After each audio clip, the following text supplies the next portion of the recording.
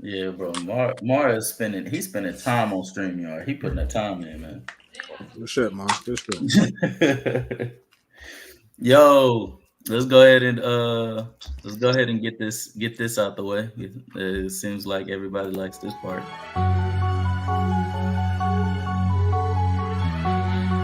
Talk about that. If that's where you going with that, we going with the fucking. He about to go play in Australia. Hold on. Don't bring him up no. He actually hasn't never had a team that is actually that competent enough defensively. Whether you believe he's efficient or not, considering his play style, it's not.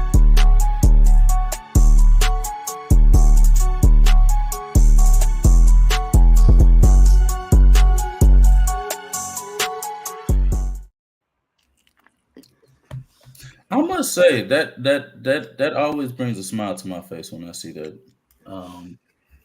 that intro. I did a good job, y'all. W casual, man. So we're just gonna let him get away with self-glazing. Nah, he deserved that, bro. Nah, he glazed himself. What? Get out of here. That intro.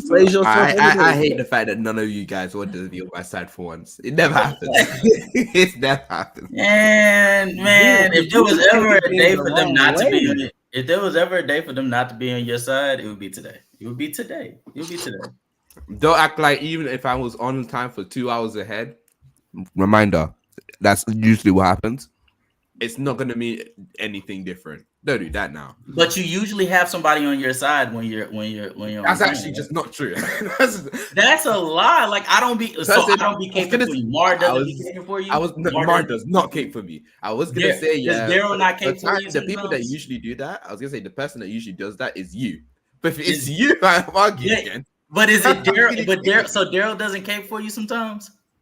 Darrel literally says, "I hate to do this." But he's still doing it though. He's still doing it. This two-man game needs to stop. I'm gonna tell you now. This two-man game needs to stop.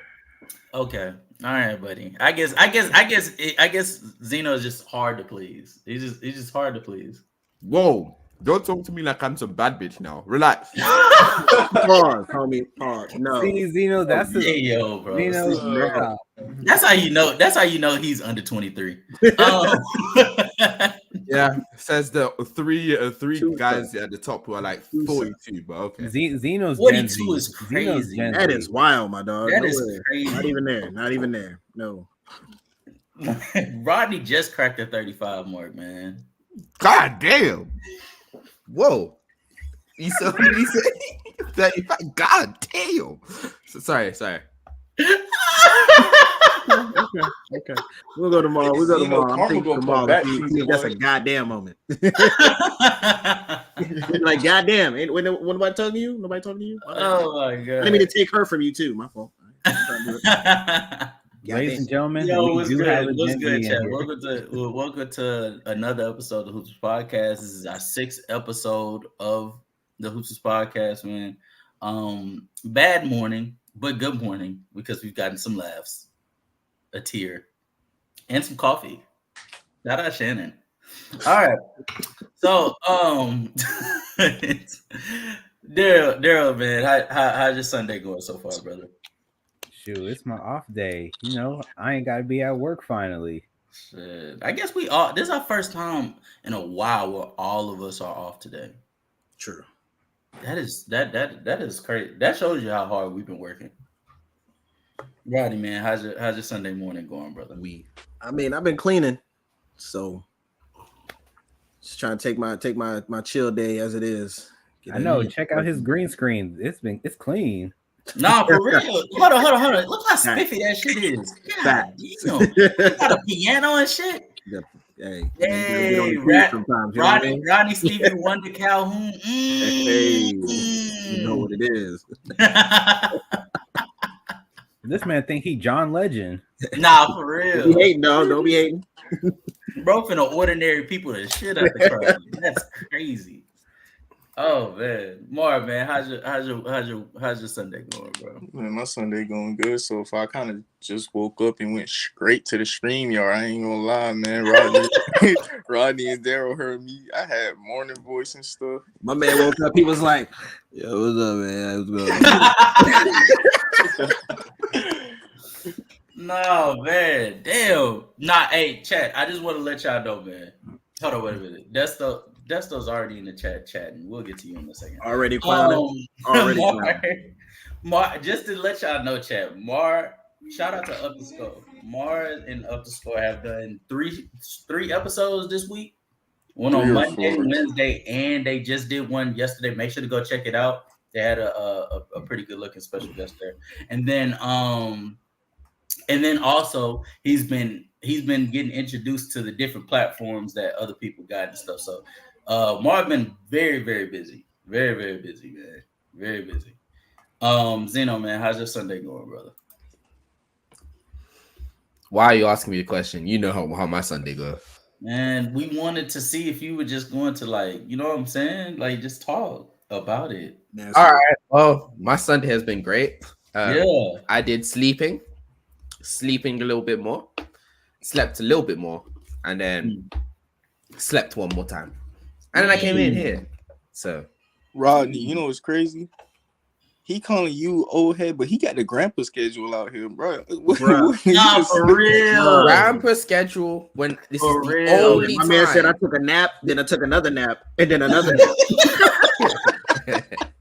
Grandpa schedule when this is the only you know, I'm not even gonna argue. Oh my God. He said back when I was your age, I could stay up all night.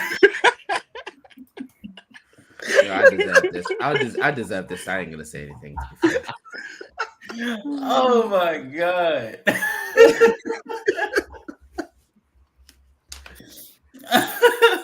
Why you act like that, Xeno?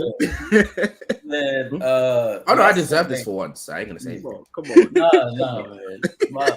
It's all good, man. We all do it. We all do it. Yeah. Especially me at times. I even though I move around and stuff, I have been known to not be on time sometimes. So I can't. Sometimes he says.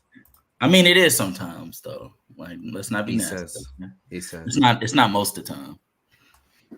Because me having to set it up and shit, that counts for something. Fuck nigga. True. Yeah. Oh yeah. I already started the new job too.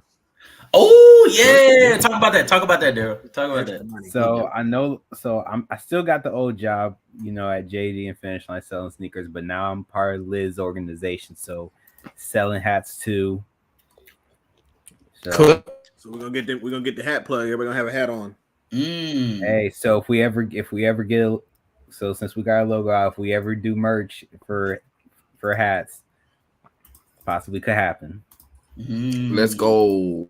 W Benedy Sports merch. I would be interested to see how that works. Oh shit. There you go. Oh shit. He up now. He up now. Wiped the crust. Nah, he wiped the crust out of his eyes. That's why he told me. He had to get breakfast first. I heard somebody in the background munching on something. So that was Well, that was me. And then Darrel hit me up with Liz. I got the hat from Darrel and shit. I appreciate that. Yeah, shout out to W transaction. So you two get hats and I don't. Transition? All right, bro. So we just be hating on the Xeno. All right, bro. Nobody hating on you, guys. Right, nah. Feelings hurt now. Xeno keep trying to enter himself in the conversation. I know. Wow. You put me on blast. All right, bro. Okay, cool. Real quick, Desto said in the chat, he said Jason Tatum, of course, that's his guy. First dude I ever met root for a Celtics player while also rooting for the Lakers. So I don't know. He said birthday today, 50 piece on the way. Call me. No. I need y'all to understand this because Desto is the nastiest human being you will ever find. Desto stays in my area. And that nigga never tells me when he's going to hoop. D, come on, dog. Oh, man. How we all have a basketball platform and nobody is gonna call this nigga out who stays in Houston for not calling nobody to come and hoop with him. Come on, dog. We got to hoop it up. Come on, bro. You gotta hit. And he can't even say that I don't do it because last time I went to the gym, I literally texted him and asked him if he wanted to go. Keep ducking him. He doesn't need to. Keep ducking the smoke, man. He don't want these ones. That's all it is. You know why? Because he's gonna find out real quick. I got Nikola Jokic's footwork in the post, man. That's what he's gonna tell him. That's what he's gonna tell him. He's gonna tell him. He's gonna tell him. Yeah, that's nasty. Yeah, he gonna find out. I got that up and under game. I got that post fade. When you realize that his feet is actually made out of gravel, that's when you're gonna realize that he has no Nikola Jokic game. He has Nikola Vucevic game. You know what? I'm gonna video me hooping and I'm gonna send it to you. I'm gonna be like, damn, he actually nice with it. I'm gonna be like, damn, why this shit on my screen? That's what I'm gonna say. Sounds like you can't hoop. Anyway,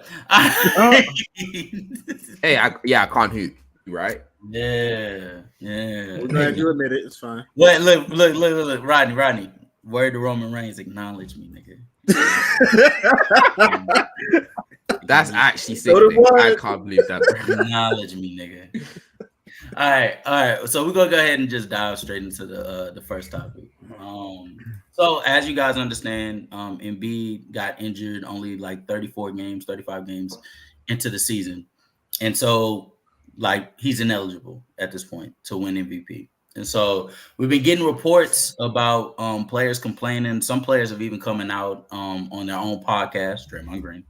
And even Tyrese Halliburton, to a certain extent, have come out on podcasts to talk about the 65-game rule and whether it's fair or unfair to players. I want to get you guys' opinion based on this topic. Is it fair for players to be ineligible for awards if not meeting the minimum requirement for 65 games? I want to start with you, Darrel. To be honest with you, if this was going to be such a big issue for players, like let's start from the beginning. The players are the ones who agreed to this rule. It wasn't, the NBA organization. It was the players organization who agreed to this. And I know me and Rodney, we talked about it before everybody logged on that Embiid's the only one complaining. But to me, I feel like it's unfair because is he? The funniest part, they're trying so hard to push onto Embiid when Embiid has not. I don't think it was just Embiid though. I mean, Embiid has not said one thing about it. Yeah, I think Embiid has accepted his fate. Exactly. So when you just bring shit onto Embiid and Embiid has not said a word, makes no sense. Like, but my thing with it though is like, I think this to me personally as a player, if I was playing and I'm having this great of a season and then I have an injury like this, I would be upset with it because it's like I'm putting up better numbers than everybody else, and because I didn't play this amount of games, I'm not eligible for this award. That's how I feel. Like I don't think it's fair, but I understand it at the same time where it's fair because you haven't played enough games and you got guys who are playing games, even though they may not be putting up the numbers you are putting up, but they're still, producing good numbers within itself. So I'm gonna say this. I feel like it's more of the rule works. It probably should come down a little bit, but the MVP is for the season, not part of the season, not anything of that. We get it. Injuries are a part of the game. It happens. It sucks because he's had a great season. Could it still be continuing and he still be doing the same thing, or would it go down? I don't know. We won't know because he didn't play. He's not playing. But as far as a player coming out and getting upset, especially somebody who probably is not in the conversation, which doesn't make sense. Tyrese Halliburton had something to say about it. I mean, he's had a great season. He also got injured, but I don't think he was going to be an MVP race in the first place. Mm-hmm. I think the people who are in the MVP race, they aren't saying anything because they understand I got to play the season because it's the MVP of the season, not MVP of the playoffs. Yeah. Not MVP of the first half. This is the season MVP. So the entire season, I've been dominating. I've been playing well. My team is successful because of the things that I'm doing.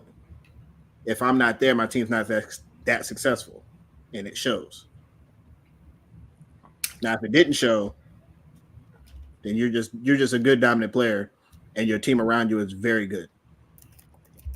Yeah, I think this rule is fair, man. Actually, very fair, because 65 games, that means you play 79% of the season. It's not a crazy ask. Also, we always kind of had a game benchmark when we would vote our MVPs subconsciously. Because, like, if we had a season where Jokic played 80 games, doing what he did, doing what he's doing right now, and Joel Embiid played 45 games, I'm pretty sure we all will have the arguments of, hey, games played.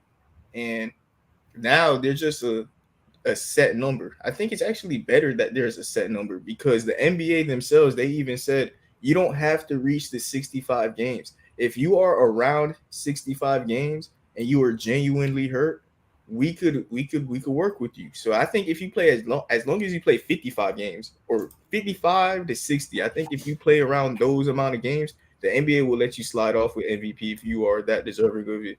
Like if Embiid was to play 59 games this year, I think he'd still be able to win the MVP even though he didn't reach 65. No, he wouldn't. No, he wouldn't. Yes, because the NBA, Adam Silver himself, he said that if you played almost 65 games and you argue that you were genuinely hurt, he will listen to the argument. 59 is not off, is not almost 65. I would like to think that if he was, let's say he plays 63, right? And this goes back to the Ernie argument, because I'm surprised nobody spoke about Ernie's argument for as far as like the 65 game rule and whether it's fair or unfair. He said something along the lines of like, he was like, there's multiple tiers. He was like 60 games of Embiid versus 65 games of Trae Young for a third team All NBA shouldn't really disqualify the guy from playing at MVP level from even a third team All NBA. You get what I'm saying? Yeah. And so if you meet the criteria to, let's say 60 games and you're going against somebody that's just not at your level of like play, then I see your point. But when it comes to like MVPs and stuff like that, like no, Giannis, Jokic, I'm forgetting Shea, Luka. Like there's so many players that'll be playing more games than you, that if you don't meet the criteria, even just a little bit, that slights you. This year would have been a perfect example if Embiid played 60 games, because I do feel like this is one of the few years we would have had a unanimous MVP if Embiid kept playing. We agreed on that. Yeah, we agreed. If he played 60 games and Shea played like 75, I think Embiid would deserve it more than Shea.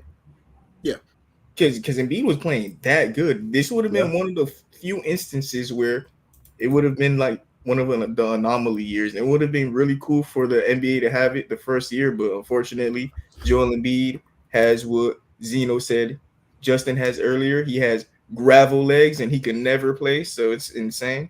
But, shout out Embiid. But the NBA, they really just want to make more money. Like, a lot of these players, they just sit out and don't play. So they got to, like, force them to play, because the brands, like, that give the NBA their sponsorships, they starting to get upset that the players ain't playing. So, hey, if you want to make all NBA team and qualify for a Supermax, play 65 games.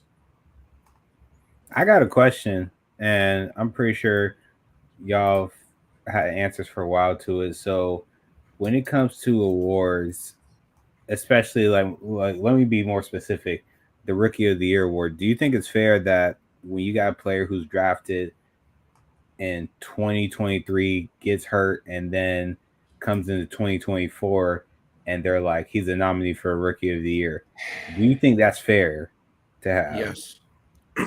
Yes. I mean, yeah, because he has Ben Simmons and Joel Embiid on his favorite team. That's why. I was going to actually just give you a real reason, but I'm what's the reason? I want to know. What's the reason, Xeno? The reason I just want to. I want to say before. I want to say before Xeno. I want to say before Xeno says what he says. Like throughout NBA history, there's only 3 exceptions. Really, 2 exceptions. I'll give you the third one. There's only 3 exceptions of somebody playing even less than 67 games. It was Embiid last season. He played 66. It was Bill Walton for the Portland back in 78, and then Bob Cousy in 64. Yeah. We always I don't even think it subconsciously. was. Yeah, 57. Back in 57. Like that's how big of a how big of a gap it is. Yeah. But Finish go your ahead, point, Xeno. Xeno. I'm sorry. All I was gonna say is that when I think that should be completely fine because of the fact that at the end of the day, not only in this sport, there's other sports that if you've not played throughout your first season due to injury, you're still classified as a rookie.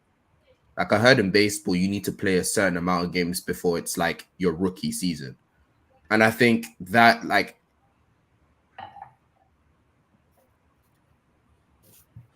Is it me or did he cut out? Yeah, he cut out. Oh yeah, he is lagging now. Well, I don't know about baseball particularly. I know football doesn't count like that, but at the same time,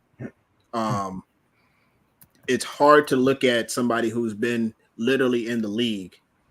He's gotten opportunity to work with the coaches. He's gotten opportunities to work with the team. He knows the game plans and everything. Scouting reports. He's watching these guys already.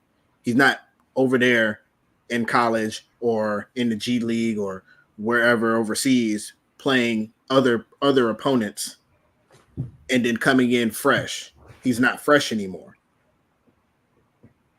He's had his time in the league. He's had a full year, whether it was sitting on the bench or sitting in the locker room. He's in that environment. So your rookie year is gone. Yeah. I don't see you being a rookie anymore because you've had this opportunity. You've had opportunities to sit and talk with the coach and get game plans and understand how to move with the team.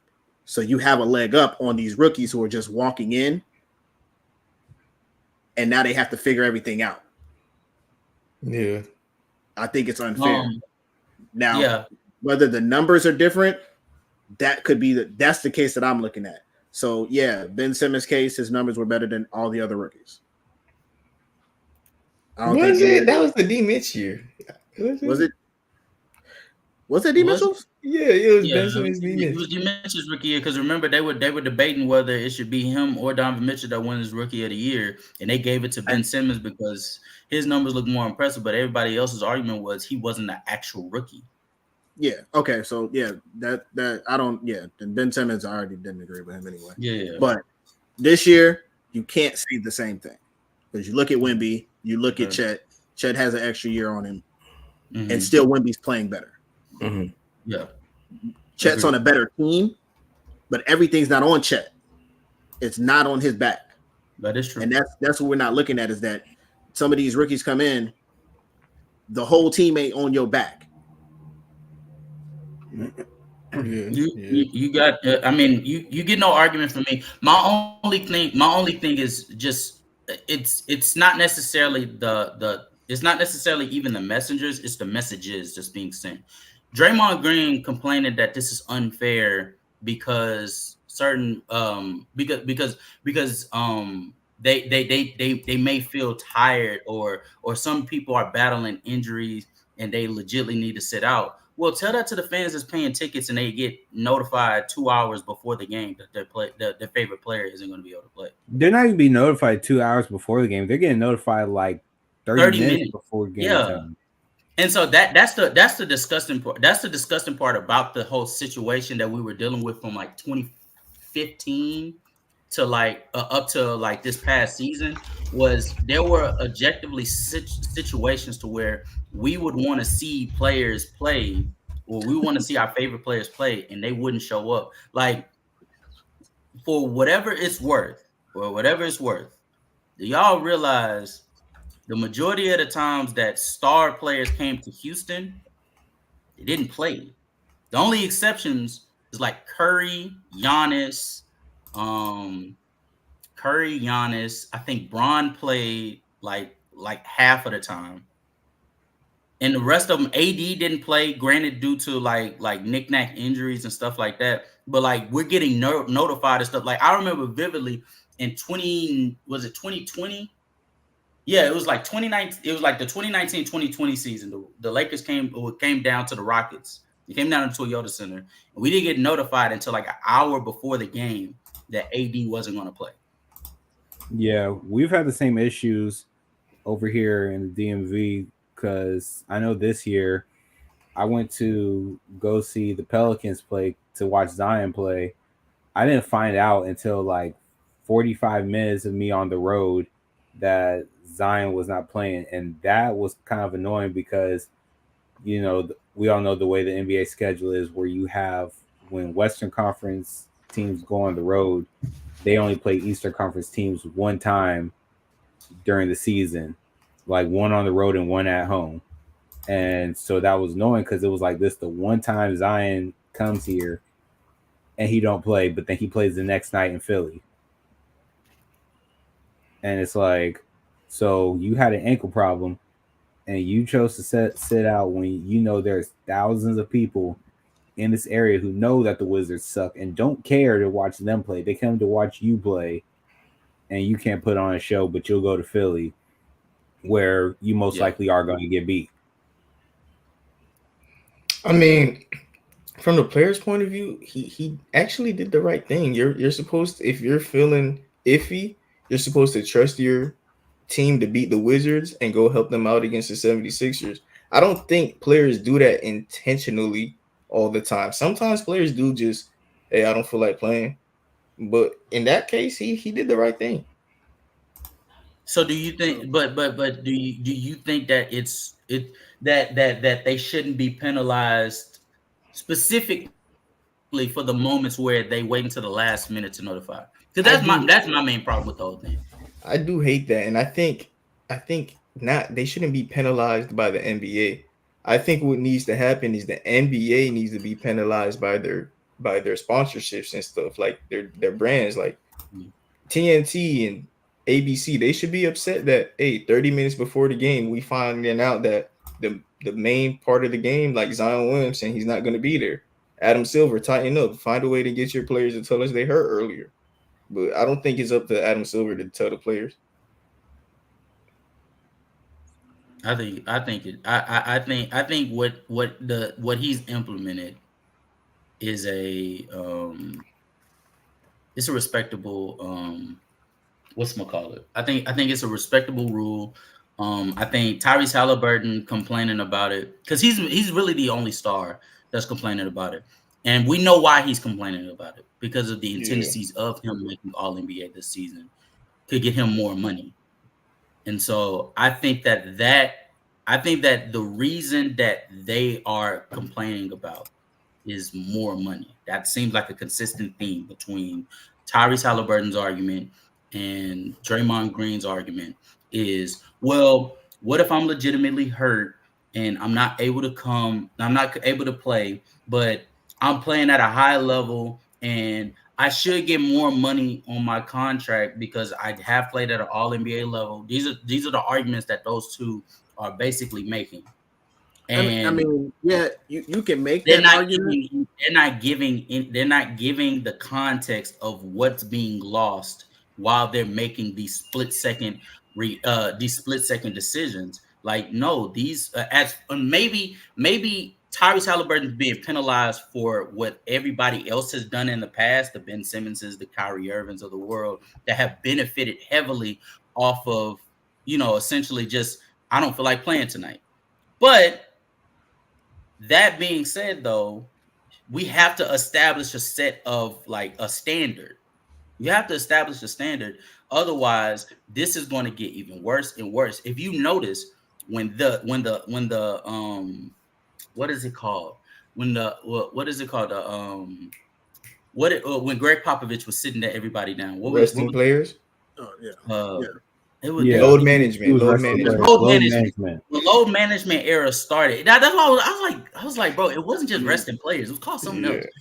When load management started, it was like, although it was a little bit questionable, it was understandable, especially for Greg Popovich. He had Tim Duncan, Tony Parker, Manu Ginobili there, and so like him resting players made a little sense, right? Then you start seeing after 2019. I think I talked to Mar about this. after 2019, you started resting Kawhi. Kawhi's in his late 20s. You start resting Bron, which I understand. And then you start resting other players like they're resting players that are perfectly fine, like they're perfectly like healthy to play. They just don't want to play them for whatever reason.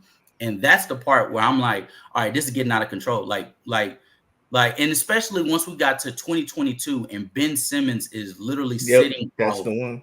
Yeah, and he's literally sitting out just because he wants to be disobedient, or if you will, or he wants to break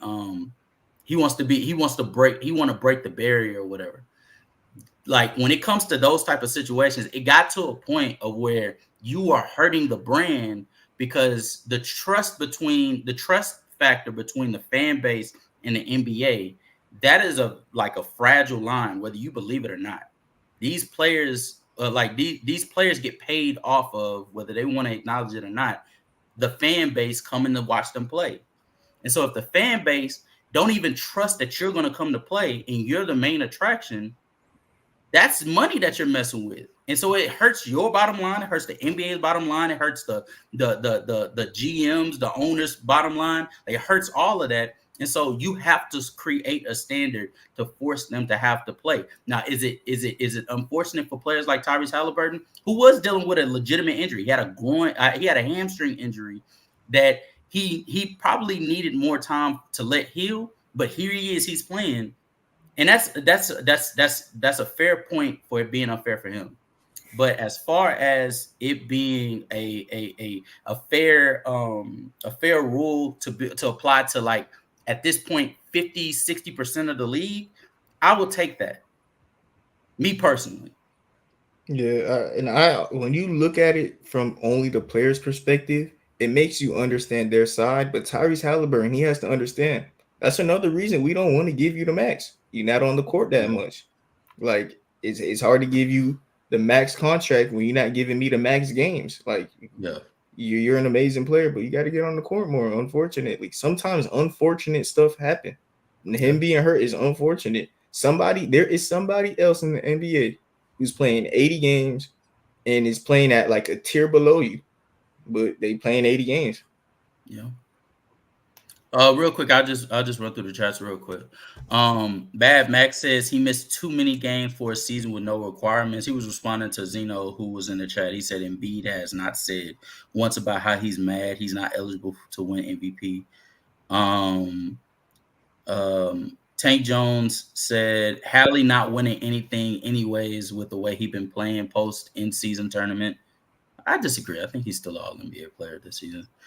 Mad Max said Hallie gone miss all NBA teams. Tank Jones said that's chatter. Mad Max says he wouldn't be unanimous. He's a rookie.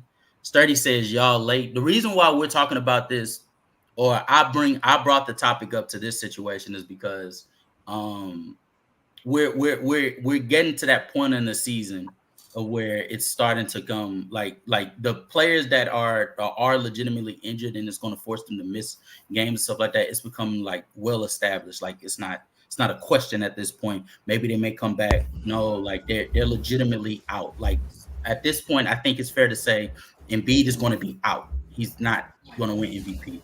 So understanding that now this conversation becomes like a realistic thing. Like it's not a maybe he won't play. No, like it's realistic. Mad Max says, "What's the difference between GLG and injury? Do you guys know what that means?" I think he meant like the G League and injury. Oh, yeah, I think you're talking about me. And what I was saying was no. I was saying he's injured, but he's in the organization. Unlike somebody who's in the G League who's not in the organization, they can be brought up, but they're not here. They haven't brought him up. You know what I'm saying? Yeah. He also said Hallie got the wrong argument.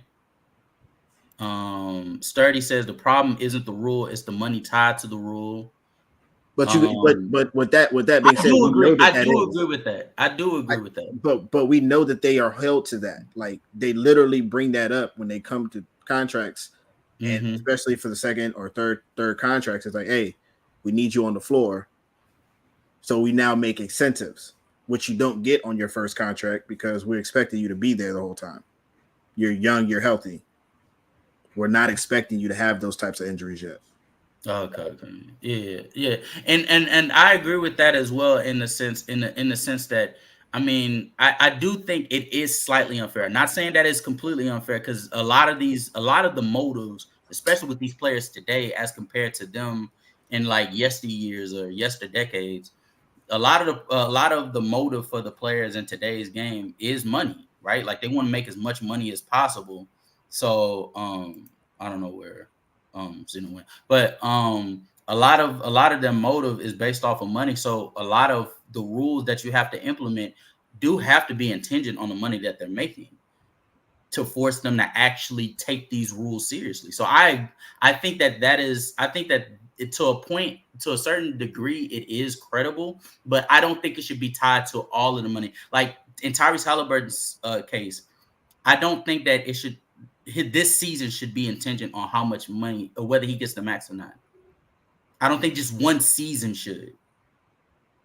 Did that make sense, Mark? Yeah, I don't think it does either. Unfortunately, Halliburton, he has to come to the realization that if he feels like he could be healthy next year, and this was a outlier season of him being hurt, don't sign the extension. And next year, you bet on yourself to stay healthy, and you get the supermax that you were looking for. And if anything, when you wait a year, the money goes up. So hey, wait a year because you didn't make the All NBA team like you feel like you deserve to. I think he still makes All NBA. Go ahead, Darrel. I mean, Rodney, go ahead. I still think he's gonna make an All NBA team. Probably not first. Probably gonna be like second or third. Nah, you don't think he's gonna make at least second or third? I mean, how many games is he? He's at 48 right now. He's at 48. And how many games is it? Who you putting over him right now? How many games have they played? Luka, Shea, Edwards. Luka, Shea is a given. Steph is probably a given. Edwards. Anthony Edwards. They played 50, was that 61? They played 61 games. Okay, so he has enough games left. If he plays enough games, he's going to be All NBA third team. Yeah. All NBA third team. All NBA third team I think is respectable. What about Jalen Brunson, Devin Booker though? Like if he doesn't get that games. If one of them knock him out, then all right, cool, because of your injury that hindered you from playing a couple games, and they've been playing at this level the entire season. Yeah. Devin Booker been hurt, but I don't think they get a nod over him because his team's been playing well because of what he's been doing. I mean, Devin Booker and Jalen Brunson though, if he doesn't make it because of those guys, it's not crazy. But I think their records don't put them over him. Yeah, I think their records are pretty similar. Like I think Tyrese Halliburton is an All NBA caliber player for sure. But sometimes Donovan Mitchell. I think if he plays enough games, I ain't gonna lie to you, Mark. I think if he plays enough games, there's no reason that he should not be All NBA at least 13. I do think there's a lot of reasons, man. I knew you were. Yeah, I knew you were. I could name you like 7 reasons right now. Anthony Edwards is 1. Shea is 2. Shea is 2. Devin Booker is 3. Well, Tyree's been playing better than Anthony Edwards. You can make the argument, but Devin Booker is 4. Okay. Donovan Mitchell is 5.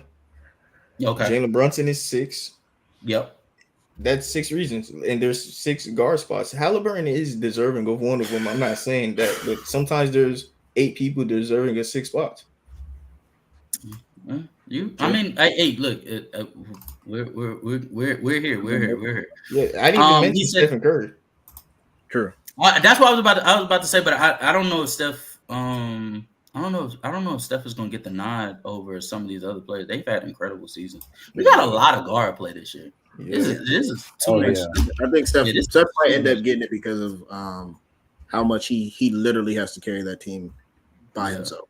He has literally nothing. Yeah, real quick, I'm gonna just run through these chats real quick because we do got to drop the link so that anybody that wants to get their tidbit of opinion on this topic can be able to say their piece. By the way, chat, we got like 7, 8 viewers in here. Please make sure to hit that like button. If you aren't subscribed, please make sure to hit that subscribe button. We definitely appreciate it here at the Hoopsters Podcast. If you give us a like and subscription, Rodney will do a backflip in his green room.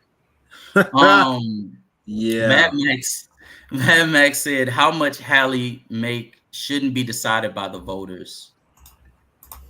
It's not. I don't think it is decided by the voters. I think it's decided. No. I think he's saying if you get to decide whether he makes an All NBA or not, he feels like that like him making money shouldn't be contingent on their votes for whether he's an All NBA caliber player or not this season. It should. I don't like. It should. It shouldn't. I'm pretty sure it's. Why shouldn't it? Why shouldn't it? Hold on, Xeno. Let me finish run through this chat, and then I want your to think. Hold that thought, okay? Max also said he wanted to be traded the fuck. I think he's referring to when I was talking about Ben Simmons and what he was doing. And to that, I will say, even if you want to be traded, like even if I want to go to a different job or I want to be moved to a different department in my job, I'm not gonna sit there and cry and whine and create reasons for me not to come to work and basically abuse the rules for my benefit. I'm not doing that. Ace 30 said media can't dictate how much owners wants to pay their players. I'm referring to the stream. Oh, he's talking about when I said when he put we the were late. He's in the chat saying that y'all late. He was referring to the chat. Yeah, I got you, Sturdy. W Sturdy, bro. Sturdy's one of the best chat warriors in the world. We have him on our side. All day. Yeah, Tank Jones said, I'm sad, dude, saying Joel plays 60 and Shea plays 75 and B will be unanimous MVP with speaking chatter. Respectfully, just want that to be clear. Okay. I don't think he was saying that he would be unanimous with 60 and 75 games played. He was saying that Joel would win MVP in that situation because he was just out and out just better than Shea. Yeah. He was saying it would have been a unanimous MVP if B played more games, but he wasn't talking about strictly 60. Those are two different things. I think you got them mixed up. Yeah. And then Sturdy did that, whatever that is. And then he said, that's not true. It's completely unfair. If y'all drop the link, I can elaborate further. We will in just one moment. We still got, oh God, y'all talk a lot in the chat. Max said I shouldn't miss out on money because of Colin Cowherd opinion. That I agree, because Colin Cowherd, I do want to speak. I think that's another topic for another day. But some of these people that do have votes, like the Colin Cowherds, the Kendrick Perkins of the world, they shouldn't have an opinion. Fact, Mad Max, Colin not shooting in the gym. Okay, I'm dead. Max said he playing injured right now on a minute restriction. Hank Jones said Cook Max, all-star game incentives are goofy. Sturdy, are y'all Discord the same as Up the Score? We have a relatively identical Discord. I replied to him. Say it again. I replied to him. Don't worry. Okay. All right. Max said all NBA is positionless. Tank Jones said first team gonna be Shea, Luka, Giannis, Joker, AD. Yeah. Well, no, because Giannis doesn't exist. That's crazy. Still gets over him for first team. I don't. If Embiid gets over it was cool. One of these players for there's no reason why he shouldn't have gotten. I'd be surprised, bro. MVP. There's no reason why he shouldn't got MVP consideration at that point. If you do that, AD's not getting first team this year. Mm-hmm. Second team. Yeah, second team for sure. But the Lakers are gonna have 2 All NBA players on the 10th seed. Holy. Yeah, and then as much as I hate more, why have we been caping for this nigga this weekend? As much as I hate caping for this nigga once again, respect Jason Tatum, please. Let's come on now. Bartron. Shout out to Bartron, man. Hey, whenever you guys get a chance, man, check out Tri Sports Media.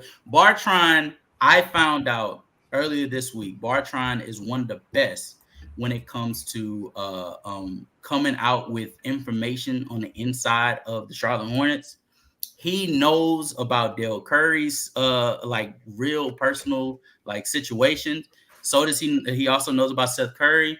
apparently he was the one that broke the story about LaMelo and LiAngelo. Like Bartron, he knows some shit that I keep hands off. I don't even want to fuck with it. I don't even want to fuck with it. All right. We're going to go ahead and drop the link real quick to give you guys. Now, here is the kicker. I'm dropping the link. Each person that comes up, you got about 5 minutes to get your shit off, and then we move. And then we gotta move. We gotta move on. All right. AKA, he's kicking you off the show.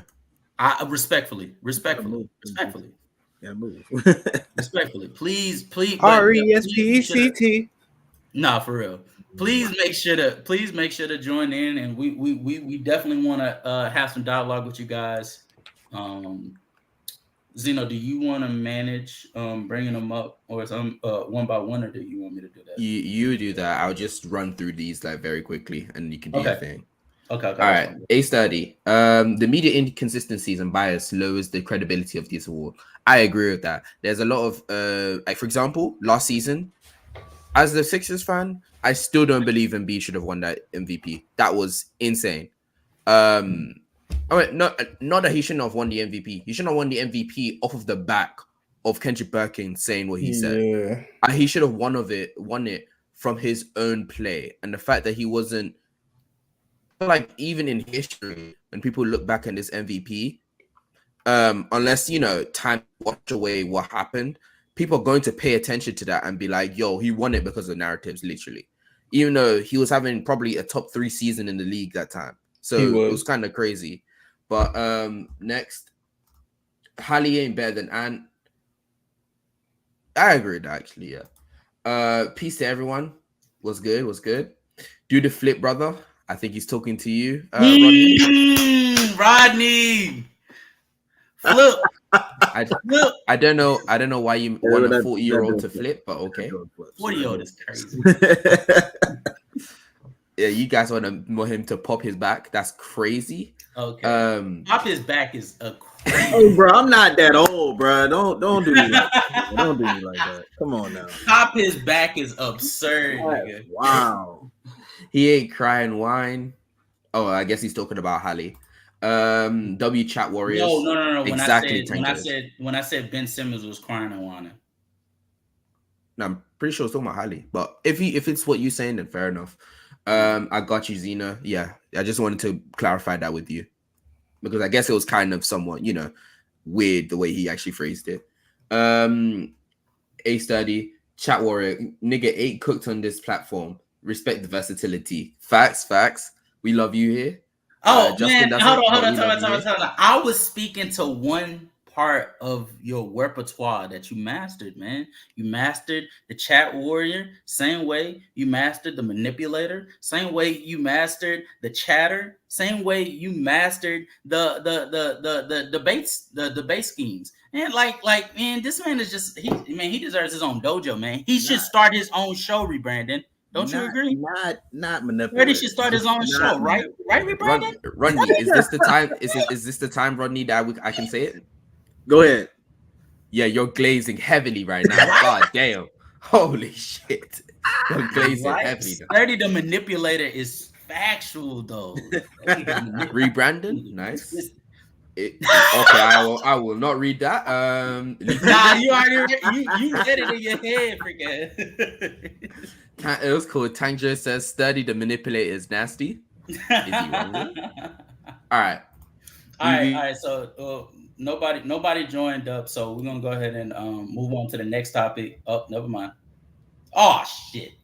Okay. All right. As soon as you said it, Leaf was like, "I'm right here." I said it, Leaf was like, "Fuck it." Fucking dude. All right, Leaf. You got about 5 minutes. You got about 5 minutes, man. I'm starting the clock, man. Go ahead and cook. Well, about the topic of the show, the Boston Celtics are definitely the best team in the league right now. Clearly, they've been that for pretty much the entire season, and that's obvious and everything. With the addition of Porzingis, obviously with Drew Holiday, man, we already know what they add to the team. Y'all talked about it on what was it? I think it was yesterday how they've been winning by committee. Jason Tatum 27, 8 and 4. Definitely has definitely has a contention for that, obviously. But the 65 game rule, I wanted to speak a little bit more on that actually. What was it? Tyrese Halliburton was talking about it, and he's talking about it was unfair because got injured. But I was talking to obviously y'all know old head Chilltown. He was talking about how it was basically a curfew. Yeah, because of players like Kawhi and Ben Simmons, like players that been low managed and shit, man. Listen, it is unfair. I know the players do find it unfair, but I don't think the NBA had no choice. The NBA ain't really had no choice, man. They was backed into a corner. They wanted players to play a lot of these marquee games and shit like that, man. And they was backed into a corner. Now you see players like Zion only missing less than 10 games. You see Kawhi only missing less than 10 games. You see a whole bunch of players that was injury written there on the court. Is he As messing long up? as they out on the court, so Was it me or did he mess up a little bit?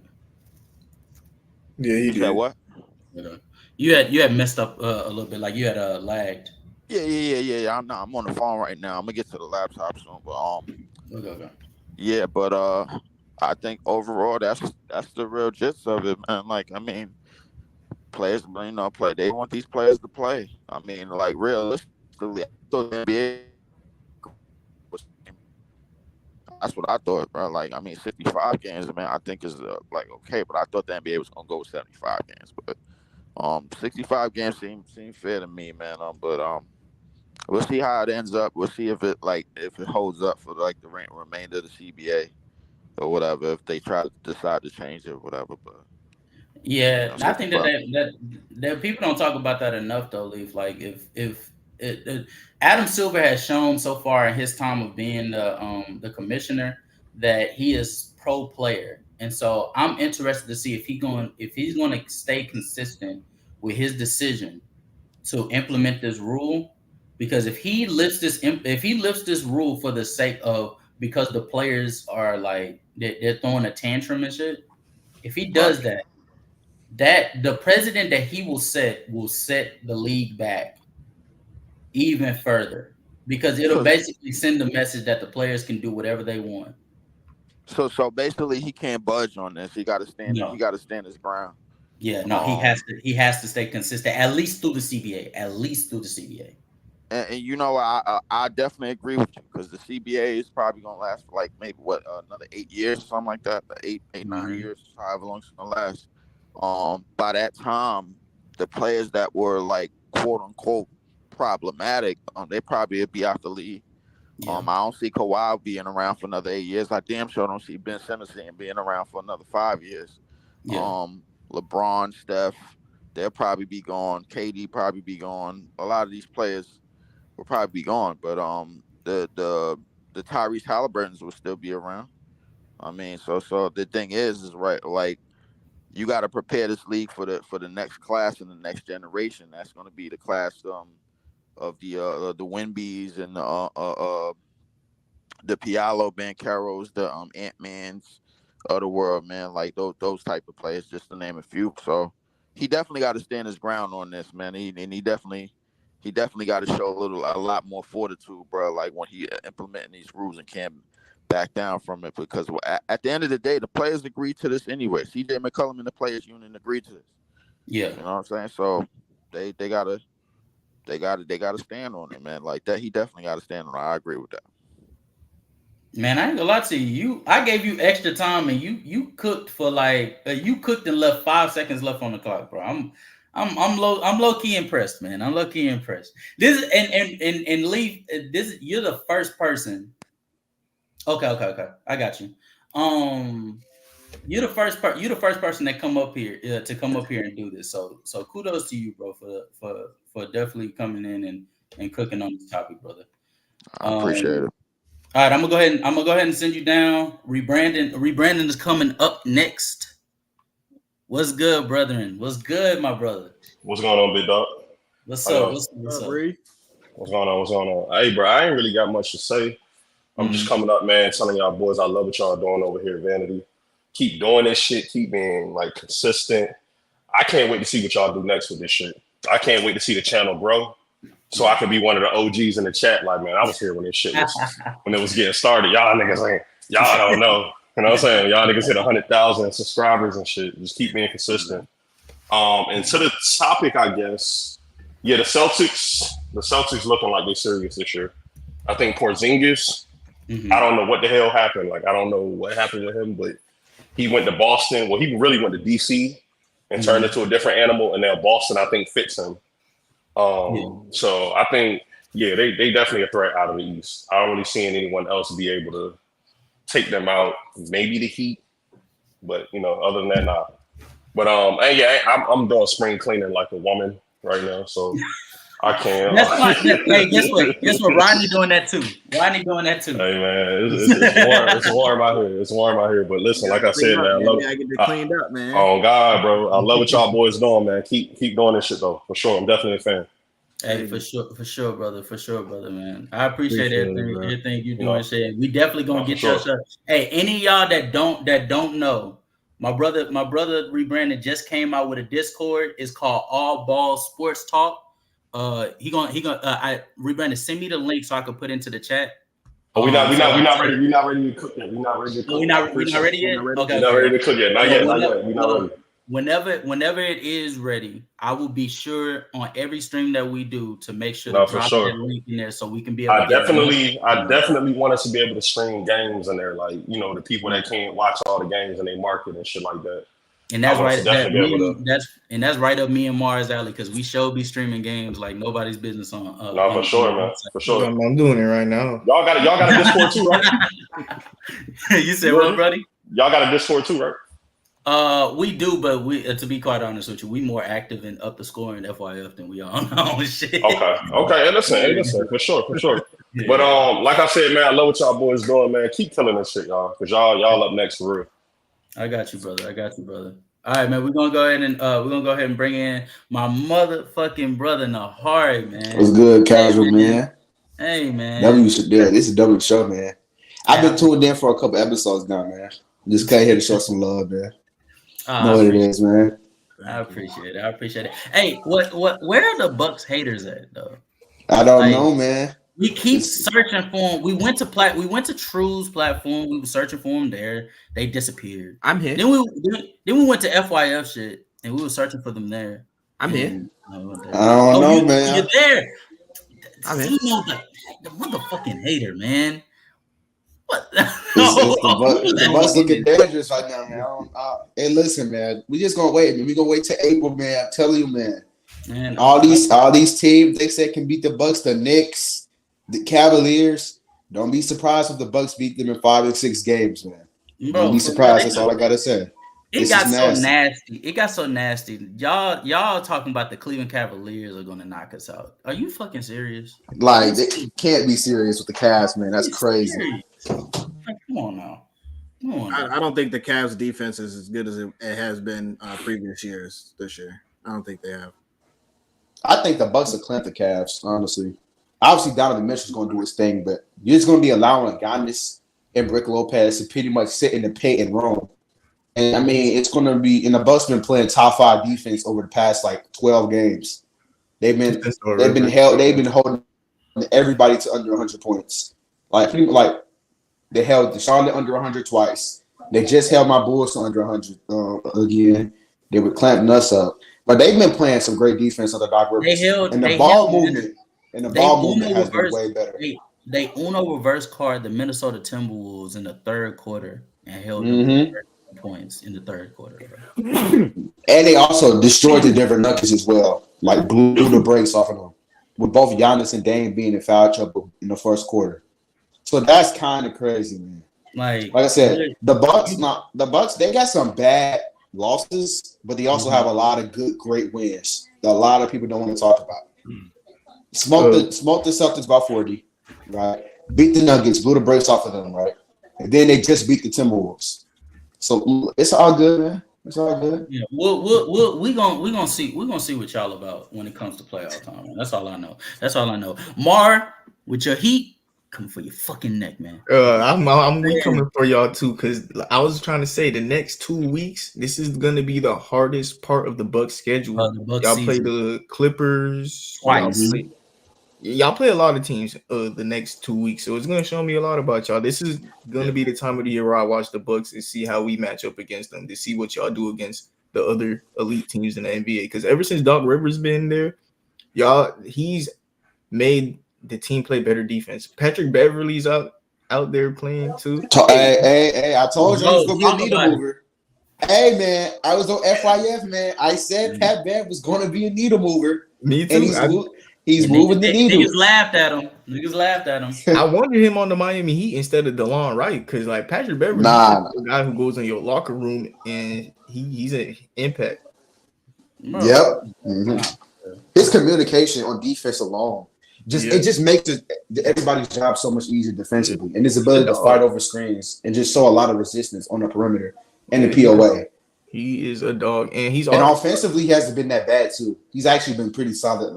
He hasn't been great. He's been on and off, but he's had some pretty solid offensive games for the Bucks. So, he does his job. He does his job. Like they don't even ask Patrick Beverly to be much more than just the connector.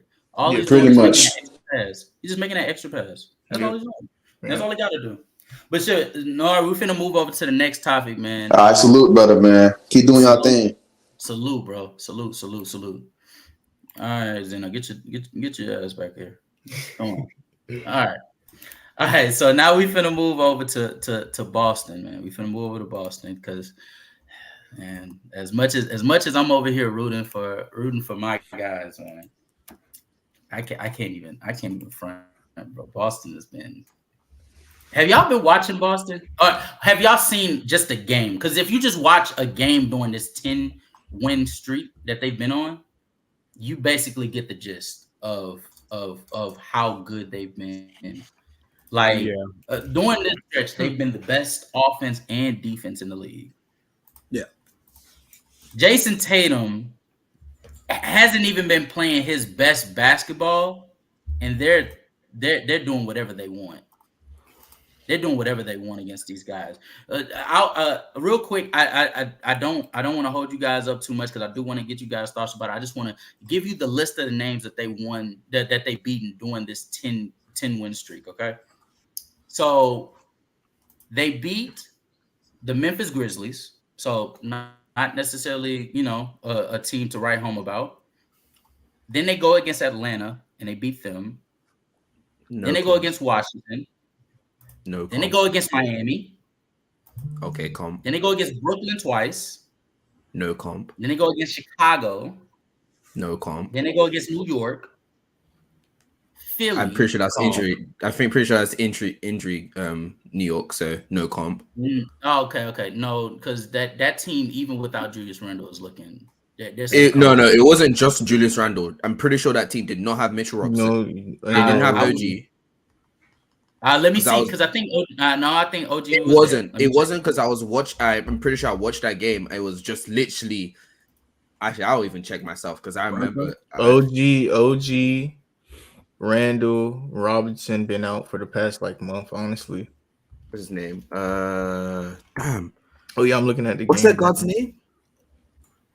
Brunson or Brunson. Yeah, I don't know how I blanked on his name. God damn. You gotta say what? Brunson? I listened to the game. Hold on. Wait. Even still. I got you. Wait. So Jalen Brunson. They have Brunson, Dante, DiVincenzo, and Hart are the only three that usually. No, I don't even think Hart starts. So it's just Brunson and DiVincenzo. Hardenstein. He played 24 minutes. I mean, it was a blowout. So yeah, I'm talking about the actual starters. I'm pretty sure 3 of the players that were on the court as stars aren't usually starting. He's saying 3 of their starters were hurt. I don't know why he's saying it like that, but yes, 3 of their starters. Okay, buddy. All right, buddy.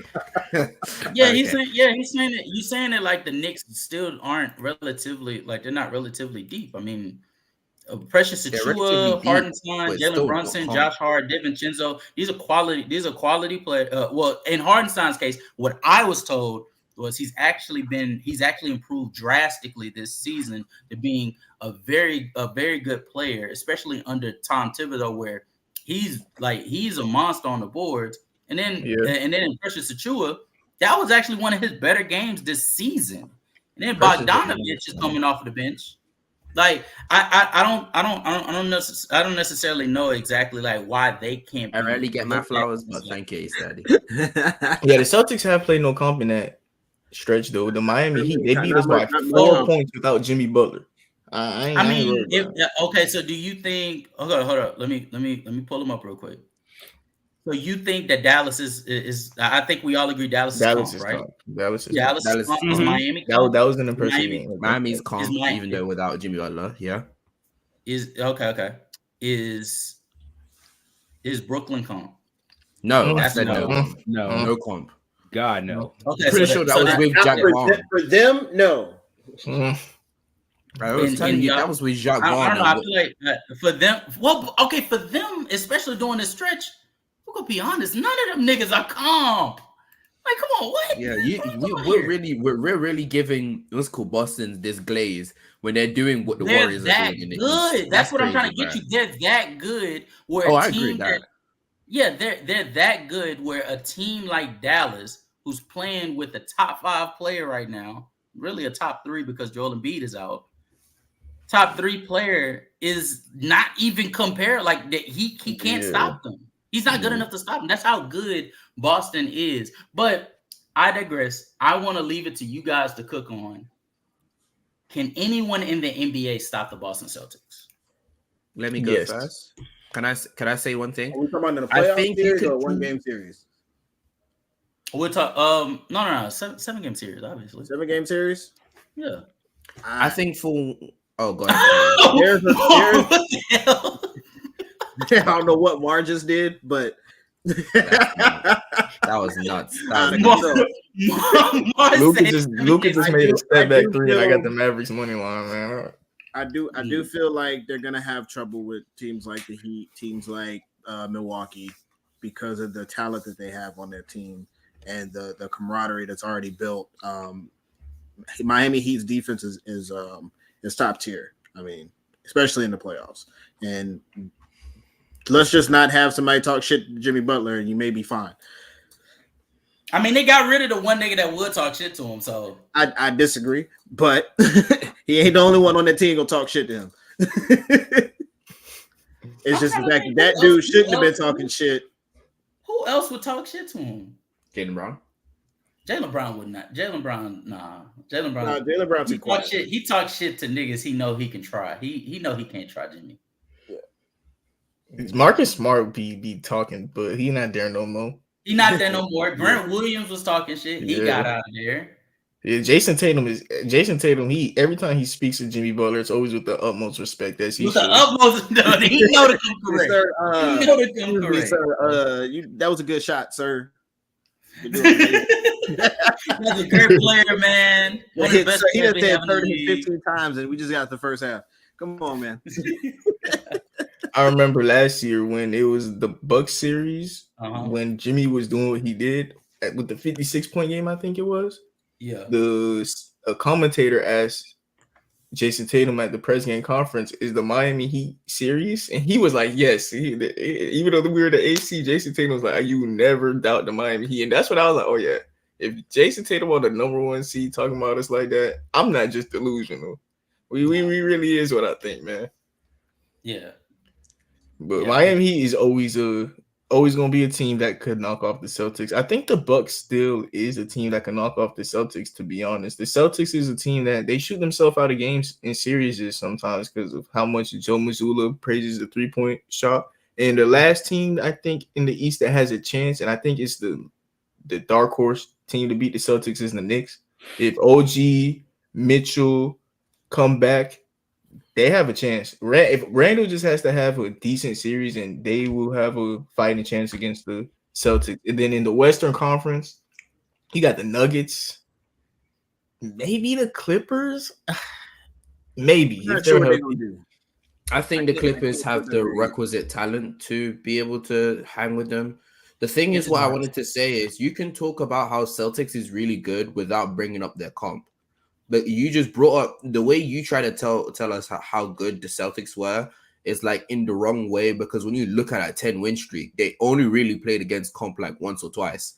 So it kind of just it doesn't tell you the best part about. I wasn't bringing the 10-win streak up to say that they went up against elite comp and they beat them. I was bringing up the 10-win streak because that's the whole reason why I even came to this conclusion, because it's not just like they're beating these teams, they're whooping these teams. Comp or no comp, they're whooping ass all over the place. Yeah. They do it at home, they do it on the road. It could be Tatum, it could be Kristaps, it could be Jaylen Brown. It don't matter. They're whooping everybody's ass. Whooping teams. That's why I said it. That's what they're doing. He ain't saying beating them. He just said weakening them. I get what you're saying. I just thought it would have been better for you to just talk about like the first half of the season, because the first of the season. You wanted me to go all the way to the beginning of the season. Can I?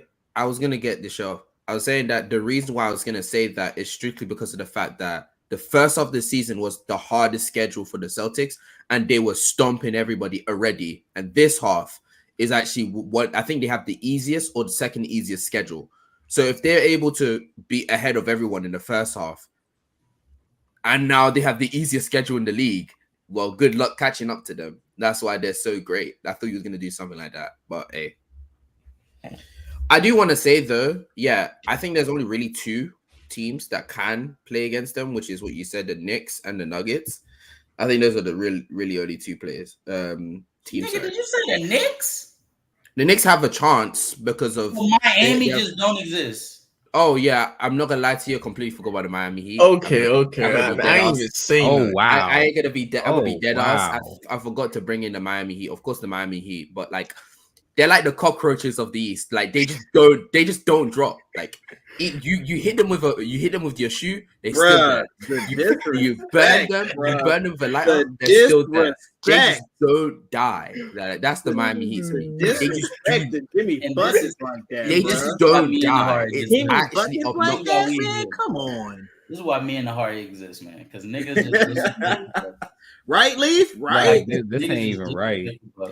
Even Leaf got caught off with that hate. I'm not even hating. I'm being dead It ass. sounds a little bit like some hate, my boy.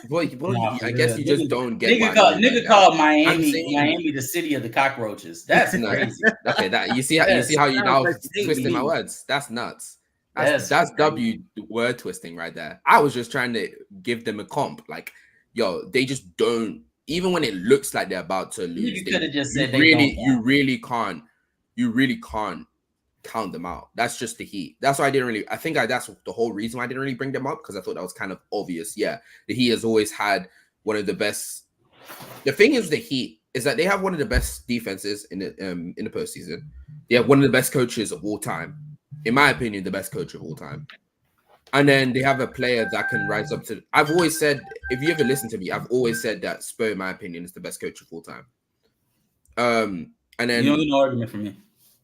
And then you have Jimmy, who's able to, in certain situations, when his John shot is going well and he's really feeling confident, just outdog the other best player.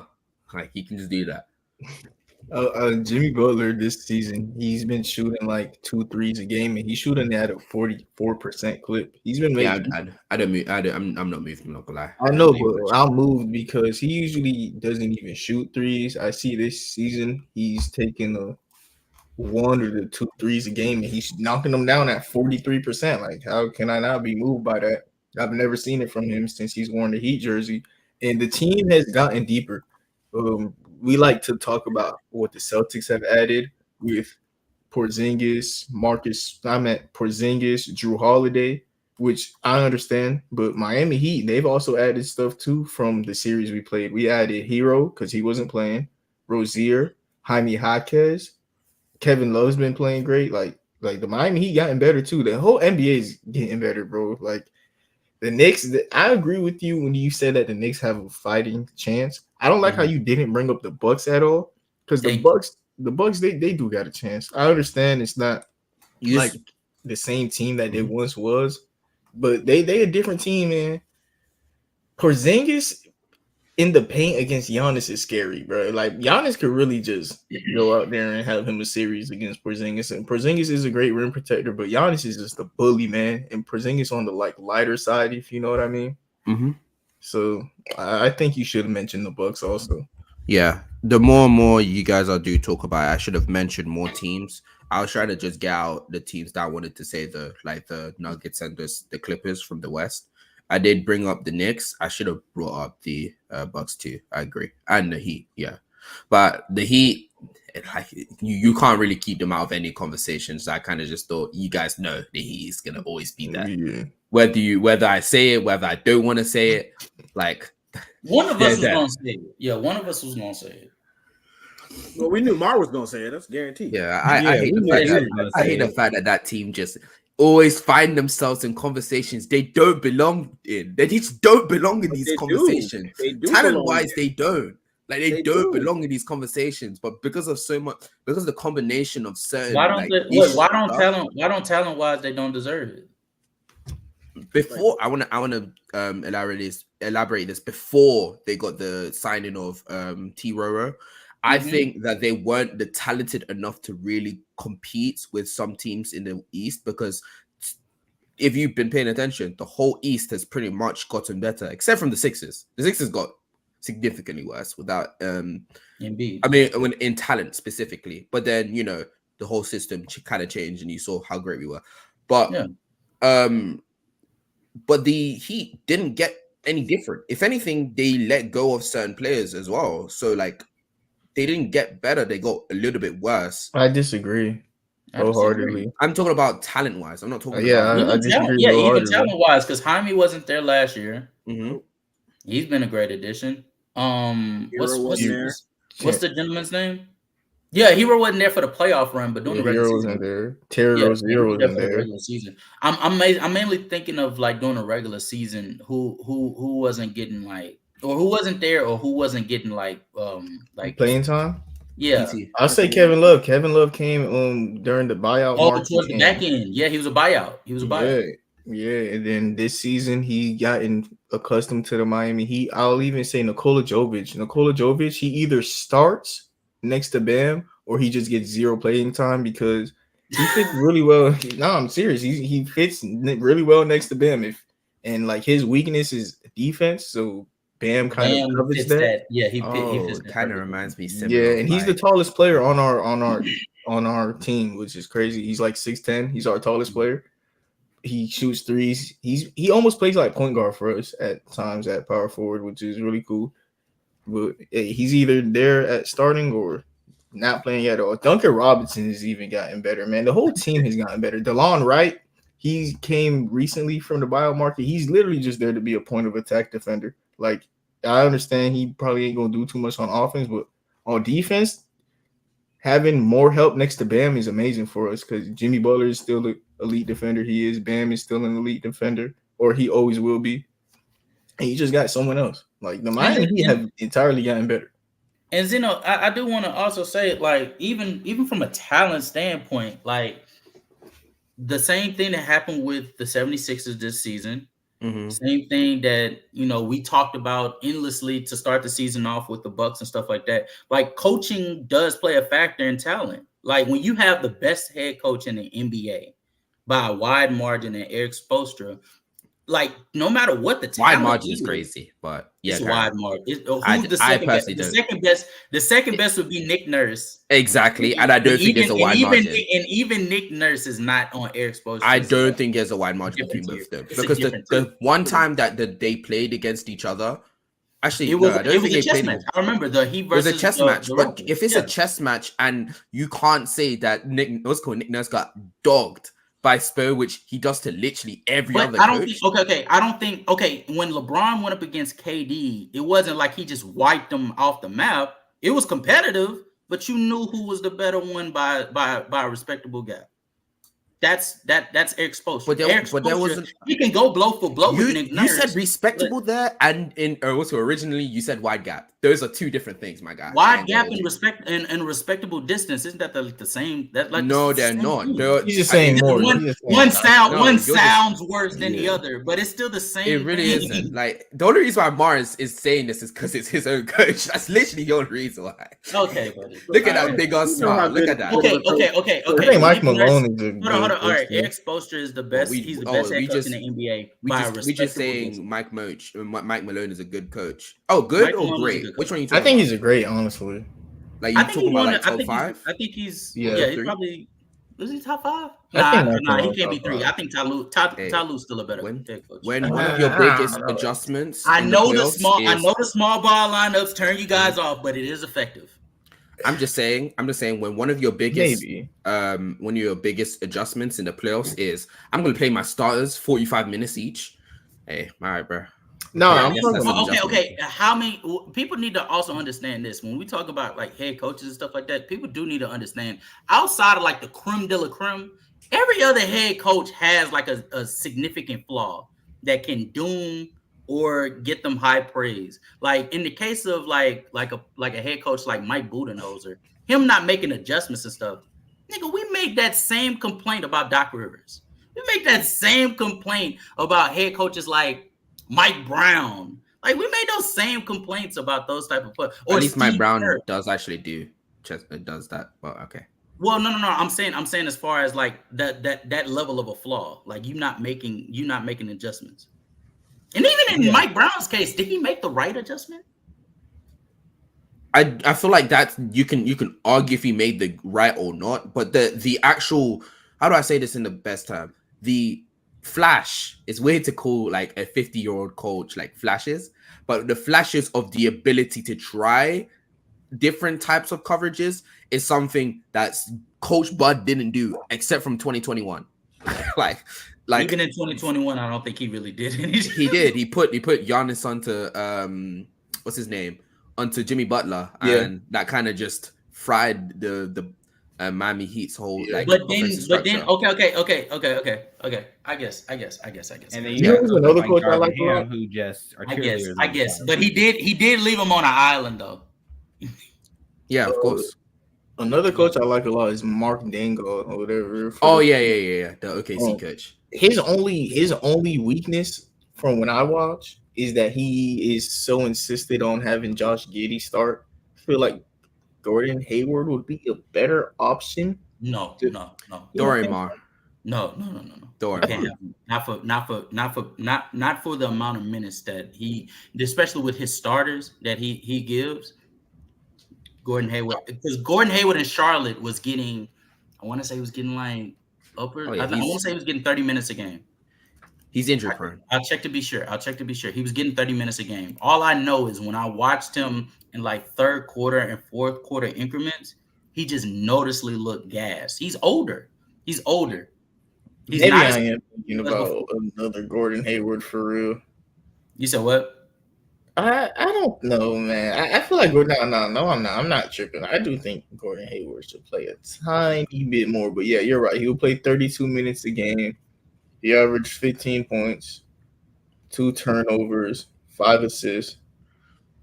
I also 5 think rebounds. It's not because I think Gordon Hayward's a better player than Josh Giddey. It's because I want Shea to have a 5-out lineup to start off the games, and then Josh Giddey could replace Shea, and then after that you just switch the guards. Yeah, cool. Yeah. And I feel like you could have a lineup of like Cason Wallace, Josh Giddey, Isaiah Joe to come off your bench would be very good. That Josh Giddey could be the playmaker for those guys off the bench unit. I do think Giddey's the better player. I just think Gordon Hayward's the better fit to give you more spacing.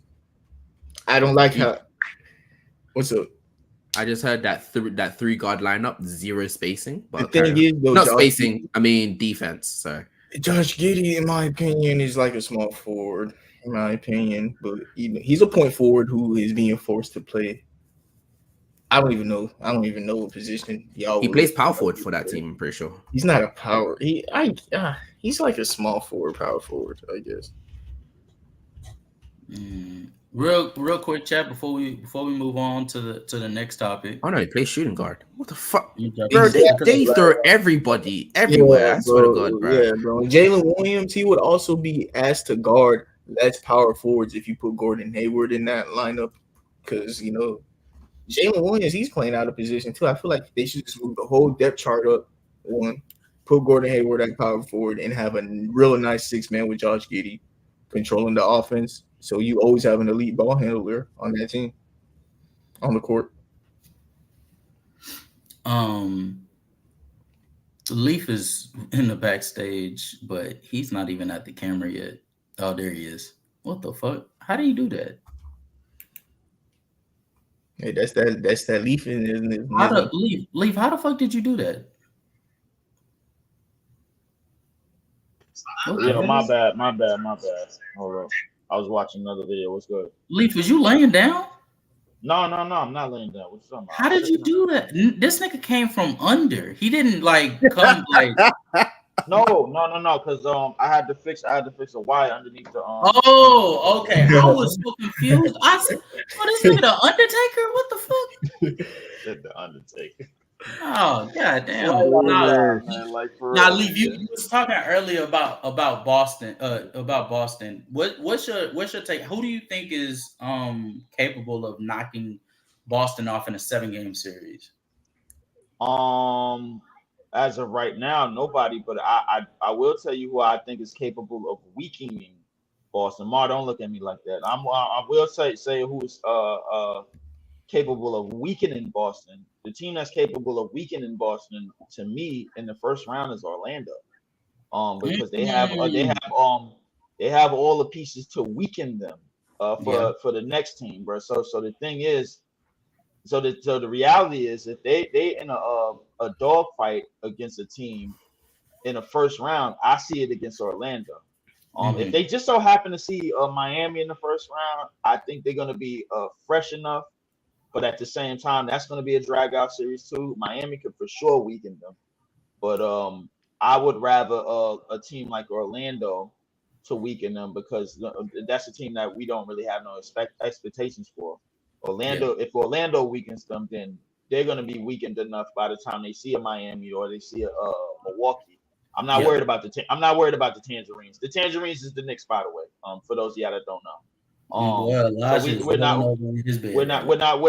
worried about the Tangerines. The Tangerines are the Knicks. Hold on, who's we? Unironically, what you're saying, Leaf, is something I always said. I think that I've always called the Magic baby Celtics, because they have the same physical makeup. When you look at the team team is all length, a lot of defense when it comes to either the yes, Justin, I get it. Pause. Jesus Christ. They're basically the newborn version of what the Celtics are now. They're basically getting started. They're like a 2-month baby trying to become like a 1-year-old and a 2-year-old. Yeah, you just look at that physical makeup. The only difference between, I think, the Celtics and this team is that they just don't have spacing. They don't. They need some shooters badly. Yeah, they have Paolo Banchero, who's supposed to be like the Jason Tatum-ish, the big power forward player who's taking a lot of jump shots, who should really be getting to the rim way more than he's been taking jump shots. They have Franz Wagner. I won't call him Jaylen Brown, because he can actually put the ball on his floor with left or right and get downhill very consistently. And I think he's a better passer than Jaylen Brown, but you get what I'm saying. And then they have Jalen Suggs and what's his name? Gary Harris, who are both supposed to be the good defensive. Gary Harris, Cole Anthony has probably been one of the players on their team that could get something going when they go cold. When they go cold, he's the one that can get something going for them out of nowhere. So he's the guy that is going to be to watch out for. But the team that could definitely weaken them is Orlando. For the Milwaukee's, for the Miami's, the Tangerines don't mean a damn thing, because Tom Thibodeau is basically the Mike Shanahan of the NBA. He is a crash and burn coach.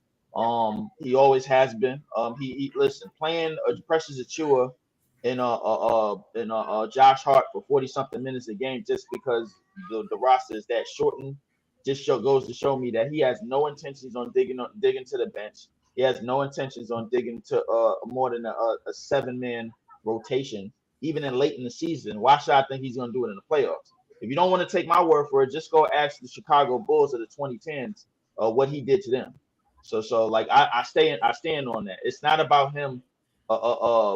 They have had freak injuries, but it's not. But the thing is, whether even when you extend the play of certain players, they're either going to have long-term injuries where they running too much and then they wear and tear injuries, or they're going to have freak injuries because of the play style that you want them to play. You want them to dive on the floor. You want them to go have these crash plays. This is why the Knicks is a crash and burn team, and you see players like Josh Hart causing injuries last year to a team like Miami, where Joanna Man, aka Jimmy Butler, was on one leg. And basically still was able to beat that team. The best player in that series was Jalen Brunson, but it didn't mean a damn thing because they are the Tangerines. That's why, bro. They more like Julius Randle, but okay, we can. No. It wasn't Julius Randle. Don't do that, Xeno. Huh? I mean, Julius Randle not being there. Julius Randle was only not there for like 1 or 2 years. No, I mean, the best player in that series was Jalen Brunson, hands down, bro. Like, it didn't mean a damn thing, but because it's the Knicks, it's the Tangerines. We don't expect nothing out of them. They get squashed or they squash themselves. They always trip themselves up. They don't do anything. I like the Knicks more this year, mainly because of like OG. OG gives them a elite option on defense, and he has made players like Isaiah Hartenstein better on defense because he has a point of attack defender that helps him out. And when Mitchell Robinson comes back, I think Mitchell Robinson will be back for the playoffs. They will have an amazing center rotation. Their wing position, they have Josh Hart, OG, Boyan, who I know they got someone else, but Dante Boyan, they starting to play Alec Burks and Boyan. I see Shake Milton's a buyout player that's gonna go there too. This is it. I tell you what this is, Mar. This is basically C minus to C plus to B minus talent, trying to produce A minus results. That's what. Of course, and that's an amazing thing. Every team should go out there trying to have every team should go out there and get an actual A minus to A plus player to make sure they hold afloat, and that when injuries like the Knicks start taking place, you have that to fall back on, bro. Like the Philadelphia 76ers learned the hard way that the second that Joel went out, man, they started to turn into what we looked like last year when Kevin Durant left. You know what I'm saying? So the reality is that I'm standing on Orlando can weaken them, and I like Orlando to weaken them because for those of y'all that don't know, the 1 and 2 seeds are the most vulnerable because they don't know who they're gonna play until maybe 2 days before the playoffs start, maybe or a day before the playoffs start. So because of the play-in, and that's the same thing they're doing out in the West. And out in the West, I can almost guarantee you that Minnesota is gonna play the Warriors, and the OKC Thunder is gonna play the Lakers. Why? Because they match up better than with those teams. Yeah, we'll see. But Precious Achiuwa is the last wing player that I forgot about. And Dante DiVincenzo, I feel like he fits amazingly next to Jalen Brunson. I think he's a top 50 defender in the NBA and is an elite 3-point shooter. So having that next to Jalen Brunson and OG is very good. Mitchell Robinson, a great lob. DiVincenzo been good too. DiVincenzo has been good too. Next to Josh Hart and next to Brunson. A lot of the things, Hartenstein, a lot of these players have been very good. The problem is they're going to be overexerted at times where they don't need to be.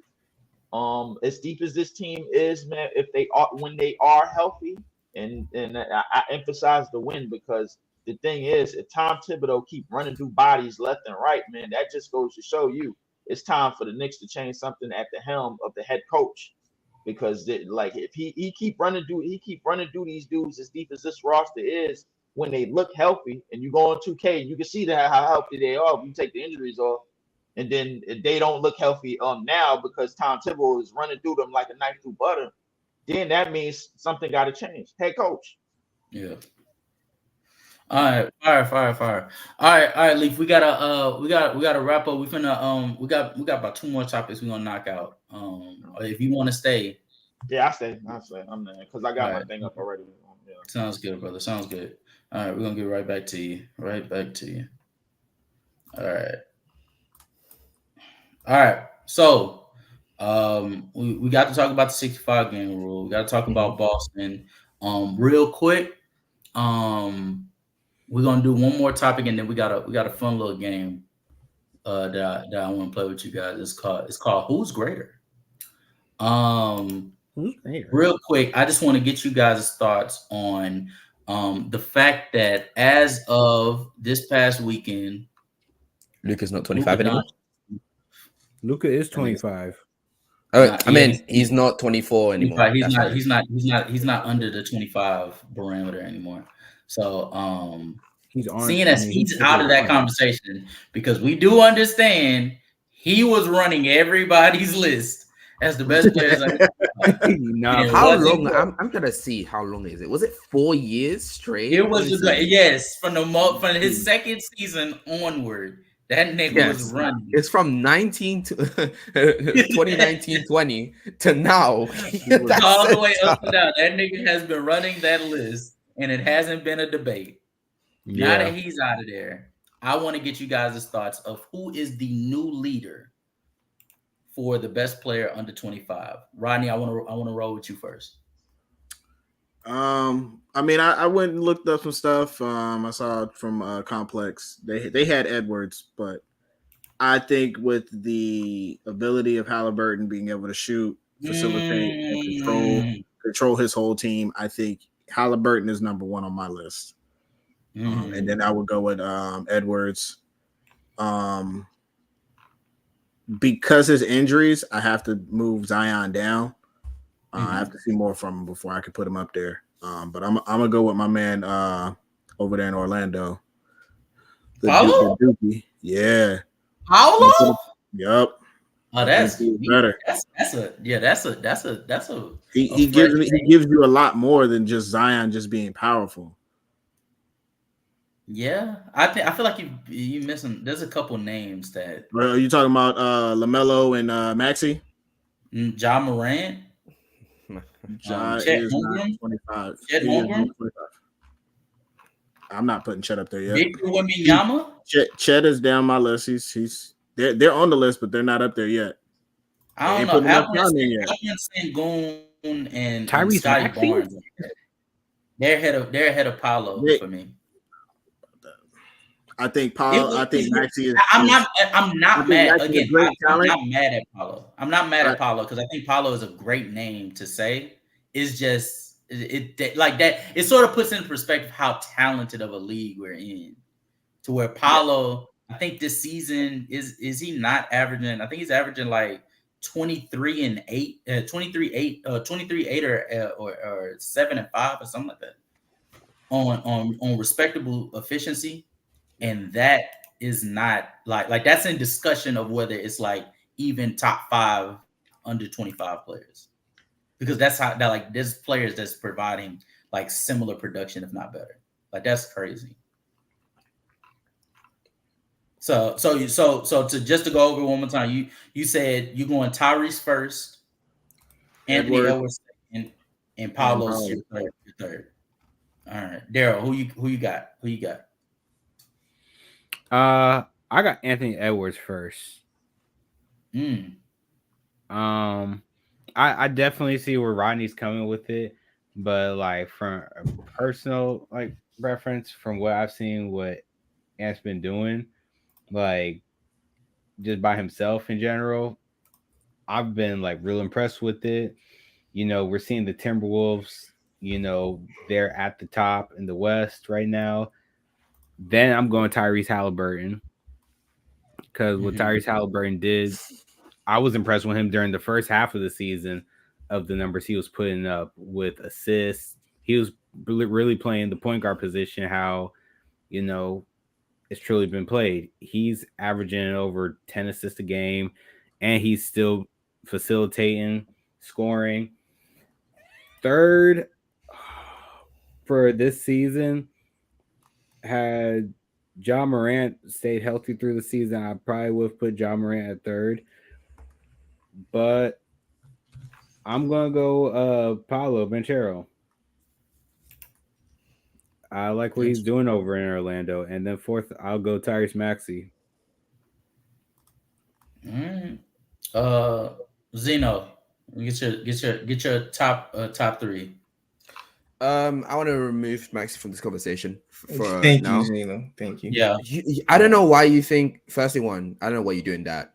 Haile Hero was not even going to sniff this conversation. So I didn't even think about second. him. Damn, what? Where are you going? Oh, That's a set him at all. No, I had to fry him for that. I hate the fact that he keeps bringing up the Sixers and I don't get to say something. Don't do that now. That nigga just threw Tyler Hero under the bus. Yes. He was sitting at the bus stop. I was scheming for that. Like, god damn. I was scheming. But Tyrese Halliburton, Anthony Edwards, Scotty Barnes. I didn't put John Morant because, as some people have said already, he's injury prone. Didn't put Zion in it, injury prone. LaMelo, not really sure. Injury prone. He's injury prone as well. Injury prone. Injury prone as well, but I'm not really sure. Okay. And Let's all right. Let's eliminate injury. Fully healthy. Okay. Make it a little more healthy. I'm not gonna lie to you. I hate John Morant enough to actually not put him in the top three, but I know he has to be in the top three. Sadly, no, I hate him enough to not put him there. That's the thing. Does he have to be though? He's top three. Yes. Does he have to be? Yes. Does he have to be what? Fully healthy? No. Fully healthy, Does he has to be in top the top three if he's fully healthy? Like Zion Williamson, I think. No, like if fully healthy, I think LaMelo, no. I even think LaMelo Ball. Yeah, you got to be thinking about the playoffs. No, I think Ja is just a better player. His team literally moves so much differently. Like you look at them right now, like they're bottom of the barrel type of team. Yeah. Ja's there. Last year, where were they at? Number 2, number 3. Like what? Really? Ja is on the court. Ja is so explosive, and he makes so many more plays than Zion does. Zion's not moving me when he comes to facilitating. All he really does is try to back down. Doesn't have a post game. He's a lob threat. Yeah, but okay. Rodney? That same team that you're referring, that same way that you're referring to the impact of Ja Morant last year when healthy. We do understand when Zion was healthy, it was the number 1 seed. I also want to say to you, Rodney, I get what you're saying, and I can get where you're going with this, but I don't like when X player is on, you can see the difference between a team, because I feel like when you get to this stage of players, they're gonna have big impacts on their team. That's everyone. So, and then I also want to say it's also just due to roster construction. Like for example, but you say that, but the difference with Zion and Ja is 2 totally different things. Zion cannot be there, which has happened too many times, and they still play very well. Yeah. Unlike Memphis, Ja's not there. And they went and they had an absurd record.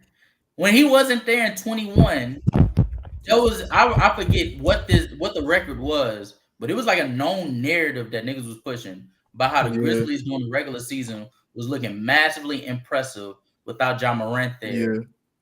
Yeah, and I was like, and I thought it was dumb as well. But like in the case of Zion, if we're gonna follow that same logic, like when Zion isn't there, and just because they have a better record, like that doesn't mean that they're better. Like we are intelligent to understand that like these players, what they bring, what they bring to the table is they sort of they switch the dynamic of the team to make them either even more dangerous or even more lethal.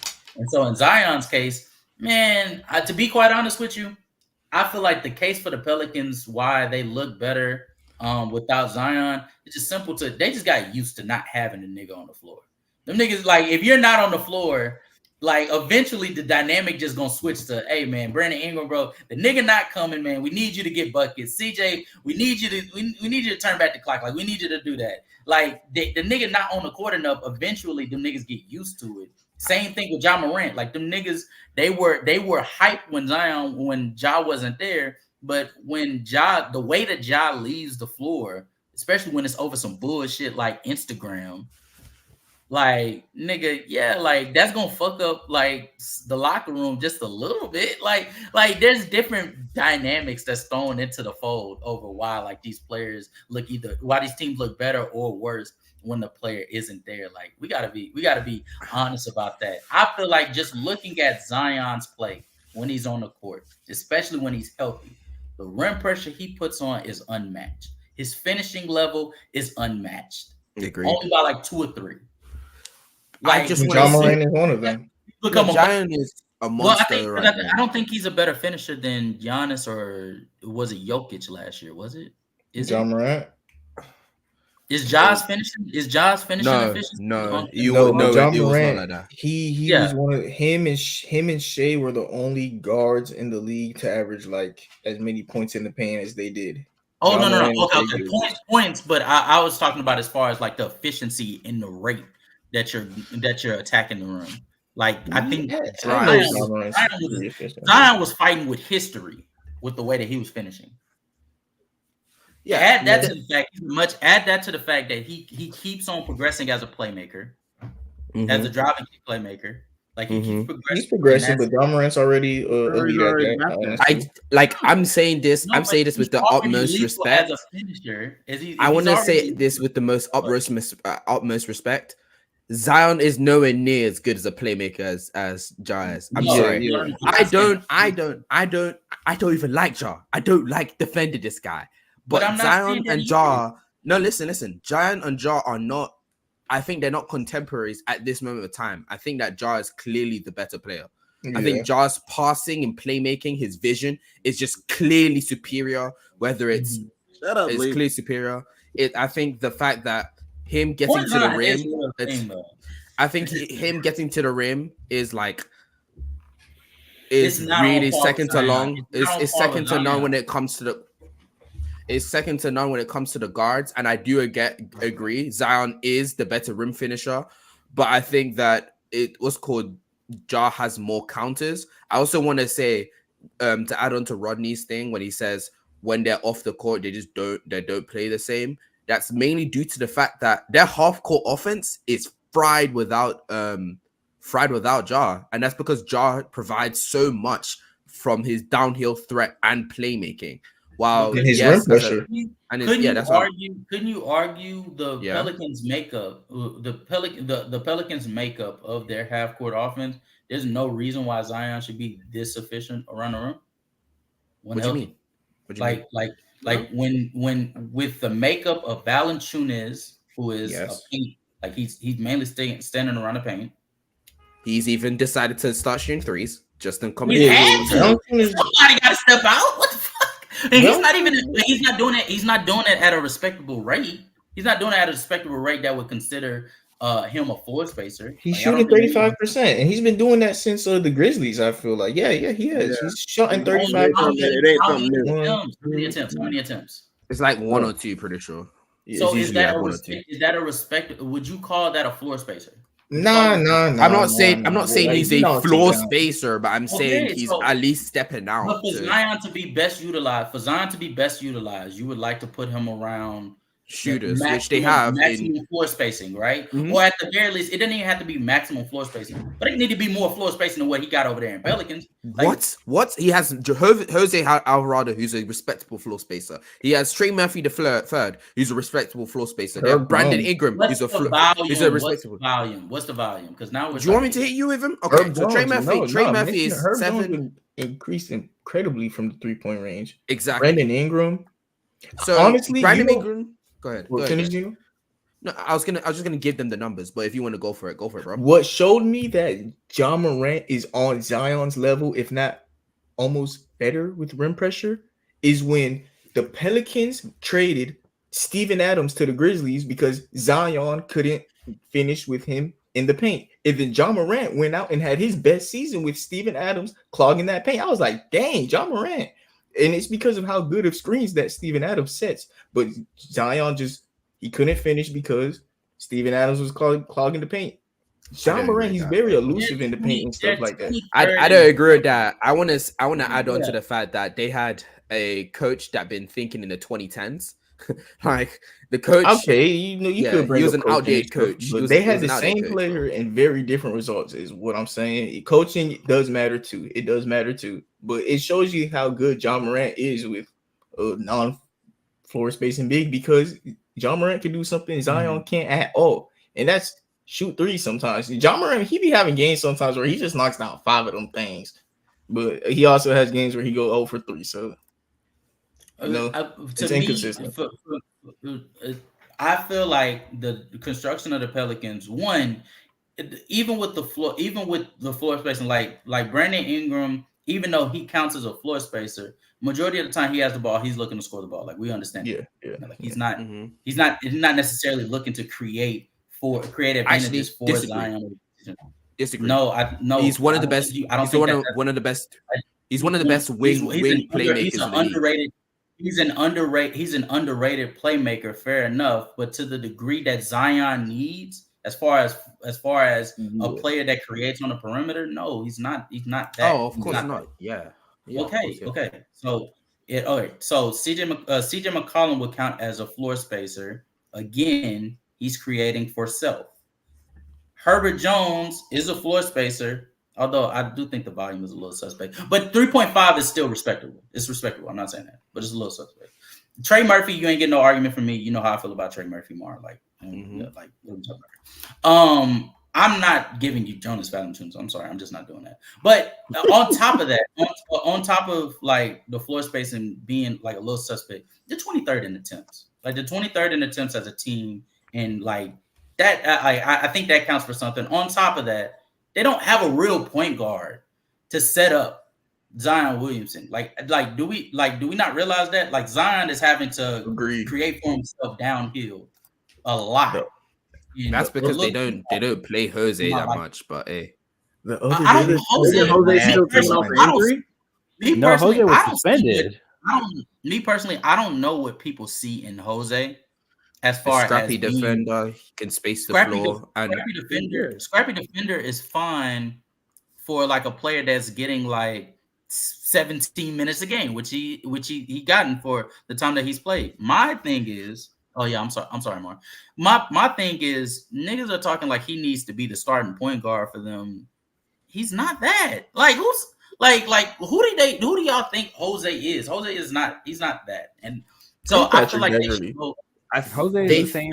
He's another Patrick Beverly. You know, and I think they should really consider getting Ty Jones from Washington.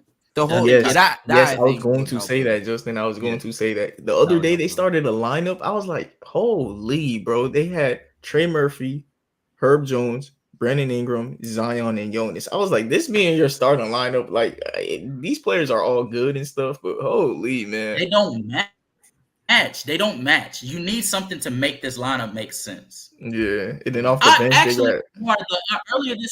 earlier this week, you and me were having that conversation over whether you would trade. You're gonna have to make the decision. It was with Leaf as well. Leaf down there as well. Remember, we were having that discussion on whether you should trade Herb or Trey. It was like you're gonna have to trade one of them because you can't pay both of them with this constructed team. You need to get better. You have to get better. And to get better, you're going to have to trade to get you a real point guard.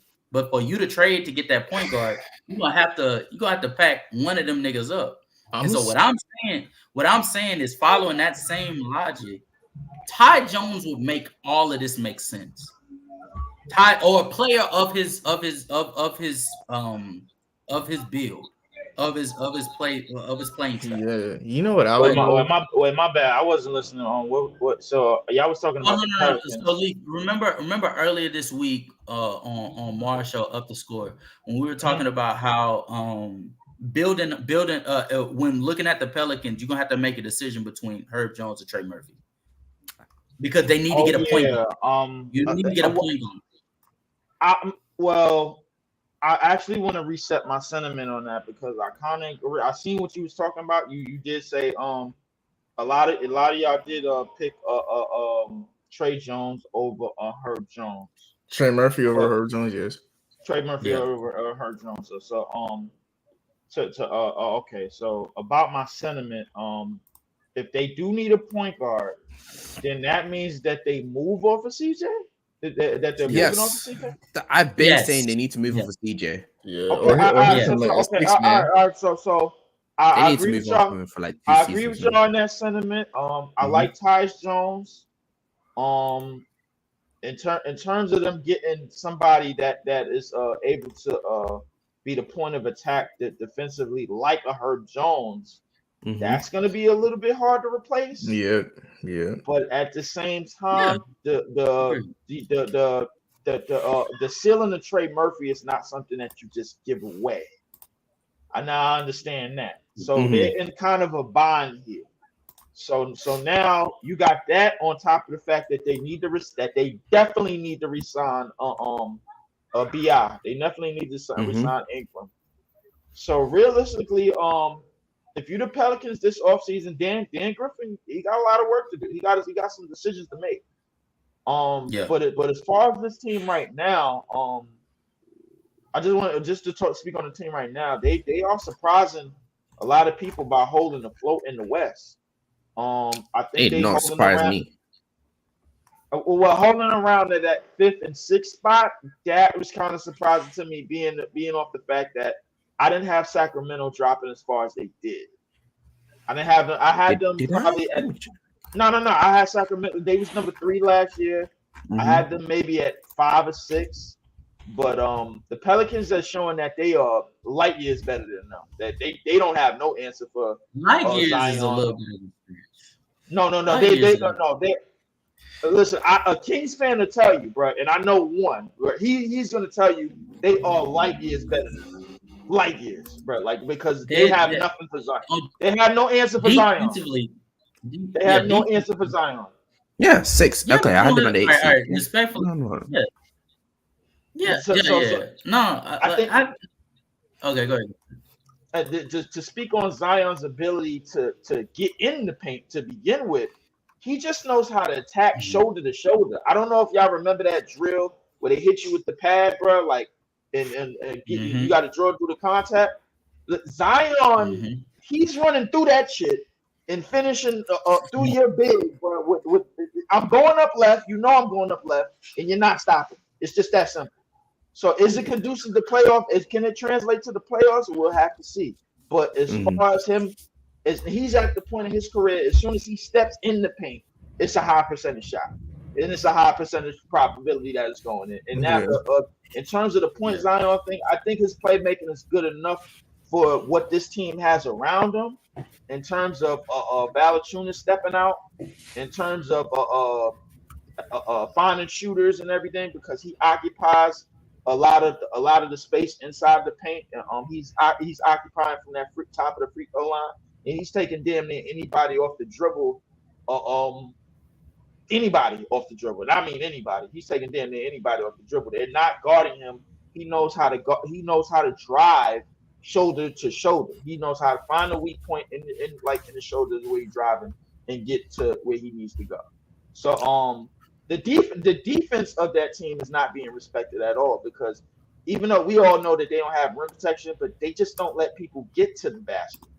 And Herb Jones is one of the reasons for that. Herb Jones has been phenomenal defensively. I dare say outside of Jaden McDaniels, he's one of the best wing defenders. If it wasn't for Jaden McDaniels, he'd probably be the best wing defender in the league. They're both elite. They're both elite. Him or Caruso, bro. Like they're all 1, 2, and 3 to me. But I think Jaden McDaniels has the edge. Chris is a guard defender, but I get what you're saying. He's forgetting that Bam Adebayo, that's where he specializes at, and not the paint. But we don't classify Bam as a wing defender. That's why you don't bring him up. I'm not classifying him as a wing defender because he had 5. So if we classify him, it would instantly be Bam is the best wing defender in the league. Because Mark, he had 5 man responsibilities. That's why I don't. Why just be putting a Miami Heat player to anything? Yeah. You know how Mark get down, but at the same time, listen, in terms of what the Pelicans are doing right now, I don't think it's bad, but I do have to agree with Casual, bro, when he said this team is not going in the direction of a championship like right away, but before they have to make some very, very hard decisions. They got to make some very, very tough decisions. Dan Griffin has to make tough decisions right after the season. So realistically, bro, like, listen, if you're gonna afford if you're gonna dig in and gonna pay both Herb Jones and whatchamacallit and Trey Murphy, and you want to give them money now, go ahead and give them money now, or you gotta just find your way to stay with one of them. If this is your core, stick to your core. But Leaf, I think they should keep both. I think yes, they do. Yeah, I think they do. I think they fit so well next to Zion. Yeah, I'm trading Brandon Ingram for like Trae Young. That would be a really good pick. Whoa! I didn't mention anything about trading Brandon Ingram. I know I did. Y'all would trade Brandon Ingram for like Trae Young. Whoa. Okay. I actually feel like that's more of a that's a steal. I feel like that's a steal of a trade. Look, I think it's a good enough. I think it's a good enough. It's a fair enough swap on it's both a start. ends. I'm not saying that's what the deal is going to be, but it's where you start off. No, I think it'll be a 3-team. Yeah, it'd be a 3-team trade because I think Trey makes more money. What I will say Ingram, so you probably need another team to get in there. But I think it's a fair enough trade because I think it sets the precedence for the Atlanta Hawks that they want to go more of a well-balanced offense. And I think that's what Quinn Snyder specializes in. And so I think DeJounte Murray and Brandon Ingram being the focal point of the offense would be it would actually be an upgrade in some areas as far as diversify your offense. But I think for the Pelicans, it would be excellent because it gives you that lob passer. That's what Trae Young specializes in. That's what Zion Williamson needs. It gives you a person that specializes in creating for big players. Zion Williamson needs that, and it gives you somebody that can also space the floor. Something Zion Williamson needs. So I think it would be perfect. I think it would be a perfect trade for both. Trae Young, you have Herb Jones and Trey Murphy next to him, who are great. Exactly. You get to maximize Trae Young too because you put defenders around him to sort of, and they're big wings to be able to sort of hide him in some senses. I think. Well, the thing with that casual is that that's gonna put Trey Murphy and Herb Jones in the lineup, because now if you trade Brandon Ingram for Trae Young straight and nothing else, then that's a steal. Like you said, that is a complete steal. I agree with you. Probably just to add Dyson Daniels. You probably had to. Yeah, Dyson Daniels. I like Dyson Daniels. I think he a good defender as well. But one of the things I want to note, Trae Young is still in Brooklyn getting his surgery, getting his hand surgery. So the thing is, him to Brooklyn is actually somewhat of a real thing. I'm not ecstatic about it, but I like how you just threw your team in there. No, I'm not. No, I'm ecstatic. I'm I'm dead serious. He's getting his surgery here as we speak because he came here. We played them yesterday. We played them on Thursday. We beat them, and then we played them Saturday, and we won again. Yesterday we won again, and why aren't you ecstatic? Sorry, I know we're going a little bit off tangent, before Mark can go get his best place on the 25. But why are you not ecstatic about Trae Young being on your team? Your team has the defense, like the makeup to actually hide them on defense. I ain't gonna lie to you. We talked about this yesterday. They have the somewhat of the makeup, but the problem is there's a lot of expiring contracts on this team. And from what I understand, Sean Marks wanted to go after Donovan Mitchell because Donovan Mitchell wants to be here because his dad is here. So if you're going after Trae Young, the only trade bait that we really have on our team is some of our top players on this team. So realistically, bro, like listen, by any chance we could trade Ben Simmons for Trae Young and throw in like a pick or something like that, He's gonna tell him. He's gonna tell him. I'm all for it, bro. Like my bad. We ain't on up the score, so I can say the BS word. So by any chance we can do that, I'm for it, but I just don't see it happen. Now, Donovan Mitchell is the realistic height, but I'm getting too far off that. The point about the Pelicans is they have a lot of decisions to make. Mom, with you, I think they should keep both Trey Murphy and Herb Jones. In terms of Brandon Ingram, I'm not 100% sold on getting rid of him. But if you can get rid of him for Trae Young straight up and like maybe just throw in a Dyson Daniels or a pick, I'm okay with that. Just as long as they keep adding wings and adding the type of height and the type of wings that they had with the Brandon Ingrams and with the Trey Murphys and with the Herb Jones type of players, because Trey Murphy definitely needs that alongside of him. My thing about Trey Young is the shot selection. Is he still gonna be that one trick pony that's gonna lean on that step back that doesn't work? Because when him and James Harden got nerfed after that year, that magical year when they went to the conference finals. Did you say nerf? That's what I'm laughing. Nerf. They got nerfed. Don't tell me they didn't get hurt. He said they got patched. I'm crying, bro. They got patched. Everybody knows that. When he got patched after that magical run to the conference finals that he made against the Bucks, he didn't have nothing else in his repertoire, bro. Like, so he had maybe step back, a couple of moves here and there, get to the floater.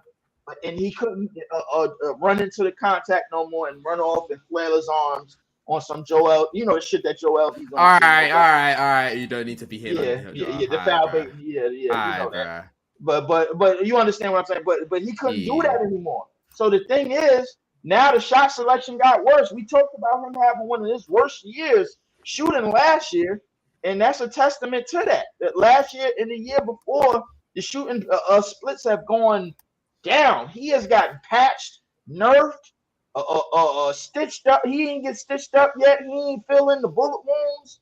Nothing, bro. Like so.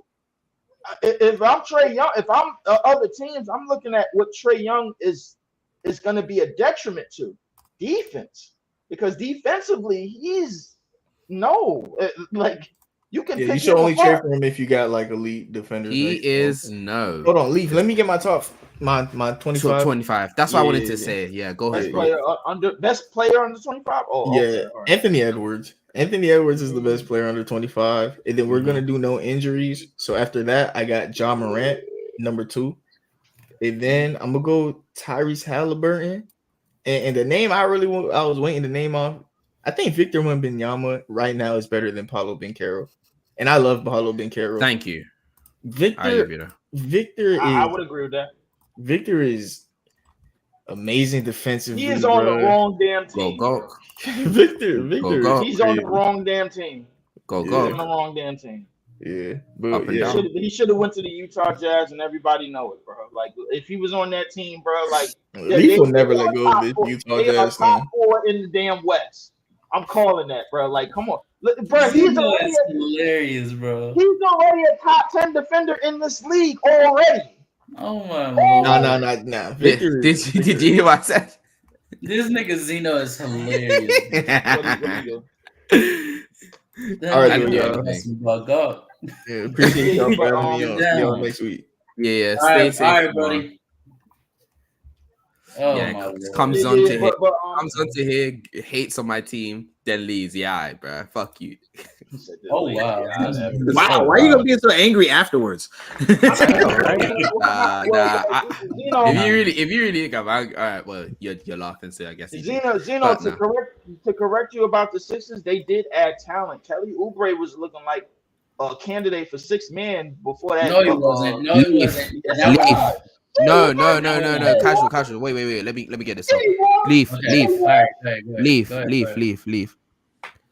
What is better? What would be better on this specific team? James Harden, who's able to orchestrate an offense and allow some semblance of the DHOs, and then James Harden also creating plays for us on this team, or having Kelly Oubre Jr. on this team. Well, having Kelly Oubre, bro, like opened up. Listen, I'm gonna tell you what it did, because now that you have Nick Nurse, the offense looks much different. We all agreed that the dribble handoff between Joel and Maxey, who was a dribble handoff merchant, from what I'm told, actually started working. They were both averaging 30 each at one point in the season. I'm going to repeat that again. They were both averaging 30 each at one point in this season. Y'all had a damn good I don't want to hear Xeno. If you don't think Embiid, it was called Harden on this team, is not better than having Kelly Oubre Jr., I don't know what to say to you, bro. But the James Harden that was last year on the 20 and 10, you thinking about that, adding that to what Nick Nurse, no, but because what Nick Nurse added is more playmaking and more cutters. And more he didn't. That's how I know you're not watching us. One of the biggest issues with our team is that we don't have consistent playmaking. We don't have from top to bottom. One of our biggest issues is 3-point shooting. Is 3-point shooting. Listen, 3-point shooting, and the fact that we don't have competent ball handlers and shot creation. Shot creation. You took James Harden, and that's everything that we are missing now. You saying Kelly Oubre is not doing any of those things. James Harden wanted to go, bro. You're answering my question, though. I literally said who would be better. Hey, I remember when Xeno was saying that Kelly Oubre was giving them playmaking. I remember that. I never said that. That's not what came out of my mouth. I said he was better. I said he was doing 3-point shooting. What's good? Giving us I'll say shot creation. I said shot creation. I said shot creation. I never said playmaking. If you had playmaking, we can rewind it, because I know I never said playmaking. Yeah, he was saying 3-point shooting and shot creation. Thank you very much. To be fair to Kelly Oubre, before he got hurt in November, because of that car, I think it was a car accident. Yeah, he got hit by a car accident. He was shooting 43% from the 3-point line on like 5 attempts. God damn. On 5 attempts? Yes, on 5 attempts. Like it was respectable. And then after post injury, post time off from getting hit with the car, he's been struggling to shoot over 32%. And this month in February, since Joel Embiid has been out, my God, yeah. Bro, I'll even tell. Do you want me to tell them? Let's do from like when he did not dress for one time. So from the Houston game to now, he is shooting 23% on threes on 4 attempts. Yeah. You get what I'm saying now? Yeah. So I know I definitely know I did not say playmaking. This nigga does not know what playmaking means. And even further. So Kelly Oubre always been a fake shooter, bro. Like even since Golden State, we all know this, right? A fake shooter? He's never been a shooter. Who said he was a shooter? Not a shooter. I think it's been Kelly Oubre. Kelly Oubre has been the only way Kelly Oubre gets on the floor is because of his defensive tenacity. Sometimes he has what he has. His hustle, his defensive tenacity, and and potentially his ability to, like, in situations where he's playing with a floor spacer in situations where he's playing with a floor spacer, him having the ability to sometimes capitalize off of the advantages they create. Other than that nigga's never been it. And also the other thing I would say, go ahead, the fact that DeAnthony Melton and Tobias Harris had got hurt too, and DeAnthony Melton was playing pretty damn good. Tobias Harris was playing pretty damn good as well. My god, don't talk about DeAnthony Melton in the starting lineup, bro. My god, bro. Why are we you're talking about defensive? You're talking about defensively. Go ahead, Justin. No. I'm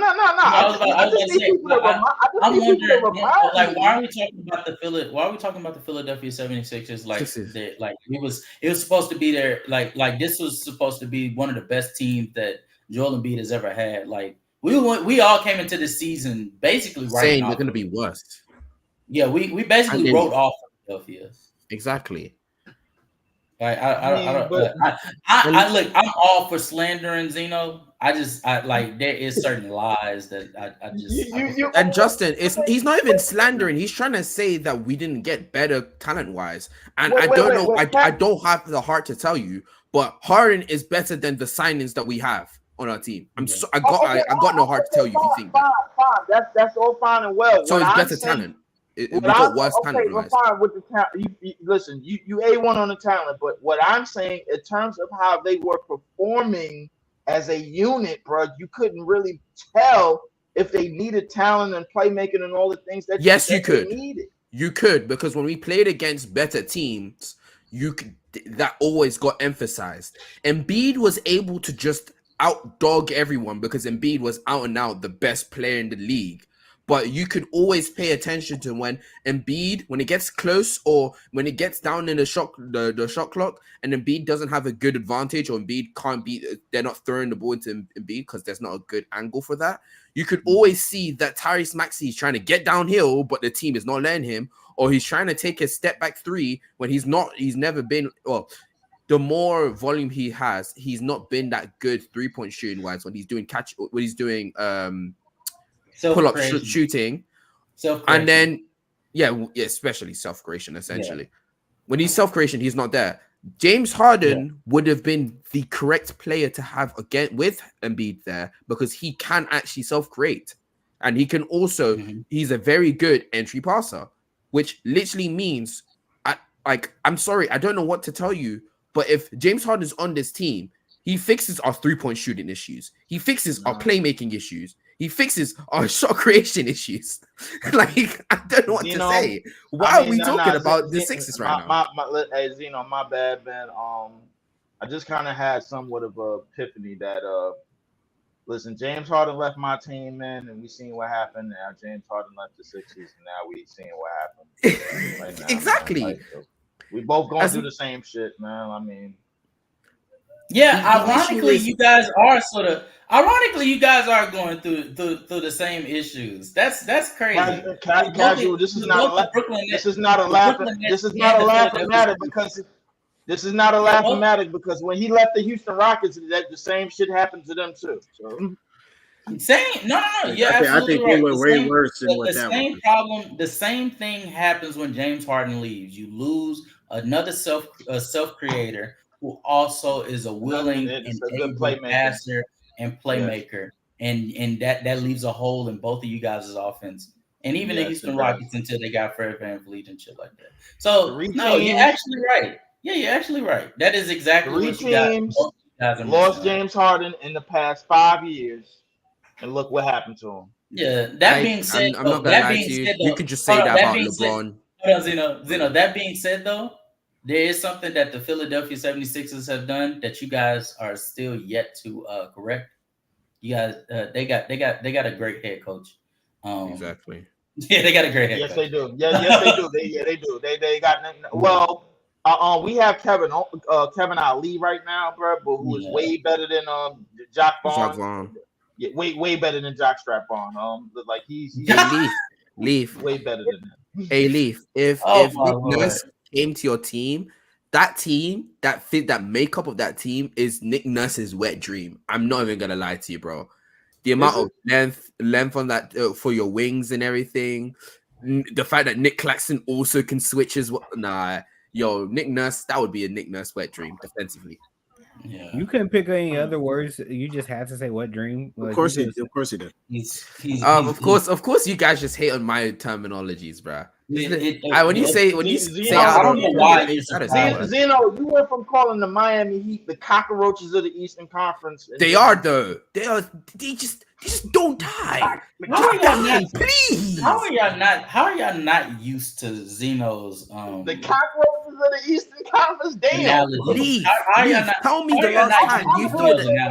I mean, listen, in terms of talent, listen, they not supposed to be in some of these conversations. Thank you. But in terms of scheme, in terms of making the adjustments, they are. Because the thing is, we've seen them time and time again. Go back to the 2020 season, and nobody likes to do the NIT Invitational. I sure don't, but I have to in this sense. But if you go back to that, they have proven that they can beat the best of the best in this conference. Milwaukee, Boston, y'all, the Knicks. They could beat all four y'all. They have beaten all four of those teams, and they can still beat all four of those teams still to this day. Yeah. Oh yeah, when you add in the coaching and all that, yeah, of course. But I'm talking about strictly talent-wise. That's why I was saying I hate the fact that they get into these conversations because talent-wise, they don't deserve to be in this conversation. But coach, but with the coach, like the coach just dogging other coaches and the schemes that he can do.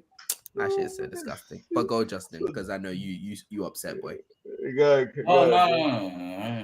But listen, listen. In terms of Miami, I think they obviously they can go up in the standards because the 76ers are basically looking like us when we lost Kevin Durant. All right, no, Justin, go. All right, yeah. All right, so real quick, y'all looking like us when we lost Kevin Durant last year, bro. Yeah, I'm not trying to hear this shit. I didn't get to. So my top three would be Tyrese Halliburton, Anthony Edwards, and Victor Wembanyama.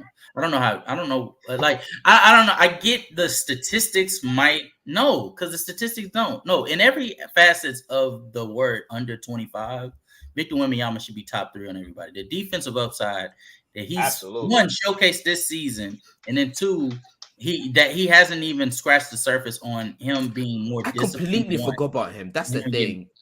Yeah. Him. The more he's in the league, he's a top 10 defender, obviously.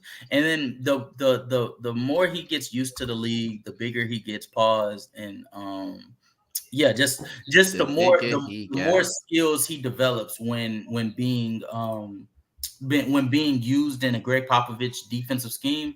Mm-hmm. I think he'll be a top 5 defender in. He already has. Quick question: Has he already lived up to the standards placed on him? Yes. Has he exceeded it, or like what he's just lived up to? No. Because I think exceeding it is when he gets the San Antonio Spurs back to relevancy. When he does that, then I think he'll have the expectations. Definitely. But as of right now, bro, like I think, listen, to me, obviously we all know who's going to win Defensive Player of the Year, hand over fist, bro. Like if Rudy don't win it unanimously, bro, like that's just pure hate. But in terms of defensive prowess, man, listen. The way Vic is going right now, the way he's racking up defensive stats and his defensive prowess and his overall defensive prowess, if this keeps up, he may have a case for one of the greatest defensive players to ever play this game. Easily. Facts. All right, we got one more thing to do before we roll out. We got the YouTube short segment. All right, this is my favorite game. Who is greater, Allen Iverson or Steve Nash? Now, it's going to get a little nasty because there's some people that want to hold on to the old head logic of he got caught. But what? We're going to go ahead and get it. I already know where you're going with this. Rodney. Hold on, Leaf. Hold on. Niggas Rodney. Is efficiency merchants over Rodney, here, bro. Like, that's what this is. Rodney, you there, brother? You there? Yeah, I'm here. I'm still listening to Xeno talk shit. Nothing but his mama Similac. Fuck out of here. Well, Rodney, you're gonna be put on the big screen. I'm finna ask you, who is greater, Allen Iverson or Steve Nash? Are you ready? Go. All right. Who is greater, Allen Iverson or Steve Nash? As overall player? Yes. I'm gonna go AI. Nasty work. All right. Yep, sure is. Darrel, who is greater, Allen Iverson or Steve Nash? The answer. You're weird. Say Allen Iverson. I know. He just couldn't say the name. Who's greater, Allen Iverson or Steve Nash? Iverson. This is the only person that has sense here aside from me. We not efficiency merchants over here, bro. Yeah. Xeno, who is greater, Allen Iverson or Steve Nash? Allen Iverson. Now I'm messing with you. Steve Nash. Yeah. Okay. I was about to say. Apparently, I'm the only one that has sense here. Yes, I guess. Justin. Allen Iverson or Steve Nash? Steve Nash. Hey, Rodney, guess what? I guess we found out in the group who's the real hoopers and who's not. I ain't gonna say that. When I get Justin on the court, we'll see if he's a real hooper. But I don't even think you even have to wonder that though. I don't think you have to wonder about that. He's gonna hit you with that block work, ain't that right, bro? I mean, but we already know the East Coast got the best hoopers. We already knew that. So. That's objectively true. Objectively true. That's objectively true. That is objectively true. I know. Like Lee was like, yeah, but he had his thumbs down. I was confused. Like, especially, point, bro. Like, you gotta remember, I'm from Brooklyn, so like, yeah. Brooklyn. Basketball. Yeah. But listen, just because Steve Nash is more efficient, that doesn't mean that he's more greater. I'm sorry. Like, that's not what it means. I know y'all like to dig deep on that playoff translation bullshit. Bullshit. Obviously, Steve Nash is not in that conversation. Yes, he is. What? No, he is. But I mean, Steve Nash don't play. I mean, listen. No. The playoff translation is there. I mean, how could the playoff translation not be there when you're going from 18 points in the regular season to 23? So, I mean, come on, no, it's not just about points per game. Fuck. Oh my god. No, I know that. It's about the percentages. It's about the playmaking. It's about the assist to turnover ratio. Okay, so all right. So if he does all of that, make him greater. That doesn't make him greater. Sorry, no. AI came into okay. And let me tell you what AI did. Allen Iverson came into this league out of the gate, number 1 overall pick, rookie of the year, 20-something points a game, bro. Like he was top 5. That nigga basically just a long-winded way of saying he crossed up Jordan. No. Listen. He said long-winded way he said crossed up Jordan. No. Listen, I'm not even gonna go into that, but I'm not even gonna go into that. Allen Iverson in his first 5 years of I wanted to get braids because of Allen Iverson. Stop it. He went onto the court and it was all hard for 48 minutes. He played every game like it was his last. I was actually about to give y'all some statistics, but like since y'all want to just be about it. What's the statistics that you have for Allen Iverson? In Allen Iverson's first 5 years, he was averaging 25 and 6, bro. Like at 6 foot nothing, bro. 160 pounds, and at a time where efficiency wasn't valued, bro, as it's valued today, because people like to go back. It wasn't valued. No, it wasn't. Who's going to tell him? Efficiency was not valued. Who's gonna tell him? If efficiency was not valued by then it was not as valued because that's why they took a lot of. No. But was it valued? He said it wasn't valued. It wasn't. He said, and I quote, "It wasn't as valued as it is now." It wasn't. That's not what he said. That's not what he said. That is what he said. No. That's what I said. That's what I was about to say. That was literally what he said. Okay. That's what I was about to say. But listen, finishing your career top 5 in points per game averages in all-time NBA at 6 foot nothing, 160 pounds ain't nothing to sneeze about. Like, you know, like sorry, not me. Iverson, outside of Jordan, he's tied of I think third. He's tied with 2 other people for the second most scoring titles with Kevin Durant and I think George Gervin. I'm not actually. I ain't gonna lie to you. I'm not gonna lie to you. Of course you're not. As a Sixers fan, of course you shouldn't be moved. You shouldn't be moved, bro. You know why? No. I'm not even gonna lie to you. I don't even think you did Allen Iverson's first 5 years justice because he averaged 26, 4 and 6, but like and two steals as well. Yes, but my dog. Is the playmaking movie when he turning over the ball? Oh no! Don't do that! No! Now we're trying to be nasty. No! We're bringing numbers in. We're bringing numbers in. I'm not letting you do this. No. Don't ever wallahi me. Hold on, wait a minute. Please. The playmaking is moving me. Hold on. So we brought in the stats. Come on. Look at the stats. All right. If it takes you 22 shots to get 26 a game, is it really that impressive? With his team makeup, yes. With his team makeup, during his first 5 seasons, up until I'll hear your argument for the 2000-2001 season, maybe even the 99-2000 season. But from 96 to 99, no, he had offensive help. Jerry Stackhouse was talking about near his peak. Everybody likes to go. But he wasn't. He said for the first 5 seasons. Jerry Stackhouse. There's the reason why Jerry Stackhouse didn't work well with him because Jerry Stackhouse likes to drive to the basket as well. Remind you, bro, the year that he won MVP and he finished number 1 in scoring. Do you know who was second in scoring that year? Jerry Stackhouse with the Pistons. And you want to see his averages. And I know you don't like it. You ain't gonna like his averages when you go see it. He was a free throw merchant. Oh no! Best believe Jerry Stackhouse. Like I hope his scoring numbers. Yeah, he was a stat pattern if I've ever seen one. Hey, Leaf. You know what was one of the things that basketball did right?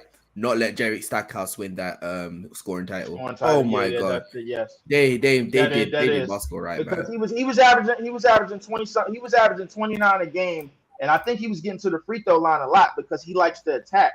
Jerry Stackhouse is definitely and he actually went to the basket and drew contact. But in terms of shooting and splits, that was not his cup of tea at all. No. But he was definitely second in the league that year in scoring. And AI had AI being efficient. What's that? And that was Jerry Stackhouse. He said, "What's being efficient?" That was probably 29 a game off some of the worst efficiency you'll ever see in your life. And I don't dig on efficiency too much up here, bro. But I know y'all are efficiency merchants. And the thing is, when we talk about it's one dude. It's one dude. Yeah, okay, it's one dude, bro. But one dude usually speaks for everybody when it comes to efficiency, bro. And when it comes to Steve, no, I don't. No, I do not. Because one dude likes to blow it up. How Steve Nash was so incredible from going from 18 and 12 off a greater turnover ratio and greater. That's literally what made. But that's literally what made Steve Nash as incredible as he was the fact that he was able to. But it didn't make him greater in a league that rightfully so, especially with the defense and the floor spacing being as suspect as it was during that era. For a player to be that efficient all around while also being efficient, one of the league's most efficient playmakers in the league, while also taking it into the postseason and not only leading leading a historical offense, but even putting forth historical performances in his own right, a la the 03 Dallas postseason Oh run. shit! Everybody like to talk about like that. I don't know what to tell you, brother. Oh like my that was God. like Steve Oh Nash. my God! They like to talk about that 1 year. That 1 year in Dallas. Everybody like to talk about that 1 year in Dallas, man. That he went off in the playoffs and everything. It wasn't just, but that's the incredible part about it, brother. It wasn't just in Dallas because he went into the 06-07 season, the postseason run. Another historic performance, being with a 7-second offense, bro, with Mike D'Antoni, who is the Kyle Shanahan of this league. But and then going into that, I understand that. But when we talk about how many Kyle Shanahans do you have in this league, bro? You keep I was saying just about to say, it's like the second one. I was trying to figure that myself. I was like, damn. Yeah, who is Kyle Shanahan, and why does he keep referencing him? Kyle Shanahan is the coach that blew the 28-3 league against the New England Patriots in the Super Bowl. That's great. Yeah, the whole time I was wondering, I'm like, why do you keep bringing up NFL in this thing? Yeah. I'm like, what does that mean? Yeah. Because I follow NFL quite a bit. Yeah, I'm sorry. I'm like my name is perfectly suited when it comes to football. Yeah. Check out Backyard and basketball too. Leave. Let's just say if you're going to do football references, if I'm a casual, what does that make you? Don't bring it up around Xeno and I know not to do that again. But come on, stat guy. Come on, stat guy. But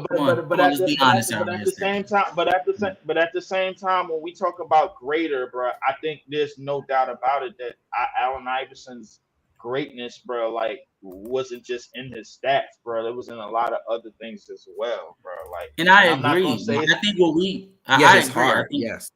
And I'm not gonna say it's hard. Well, I guess the separation that happens with our brand of conversation of basketball, as far as like within, like when I talk to Xeno, what does your game produce versus the conversation that I have to have with Leaf or Rodney or Darrel. We talk from statistical efficiency. We value production, we value volume, we value all of those things, and that culminates our opinion on certain players. It doesn't mean that we don't care about their heart or their intangibles, what they bring to the table that cannot be statistical. Because that's the same reason why we have to argue with people about why Draymond Green is a better is a better player than, let's say, fucking Klay Thompson, right? Like, we don't value statistical stats when it comes to that, but when it comes to conversations like Steve Nash versus Allen Iverson, when we start talking about the statistical gap as far as efficiency, production within the volume that Steve Nash is producing, now all of a sudden we just talk stats. That's the part that I don't like. Hey, hold up. The Mavericks are playing right now? In conversation. Yeah, the Mavericks versus my team.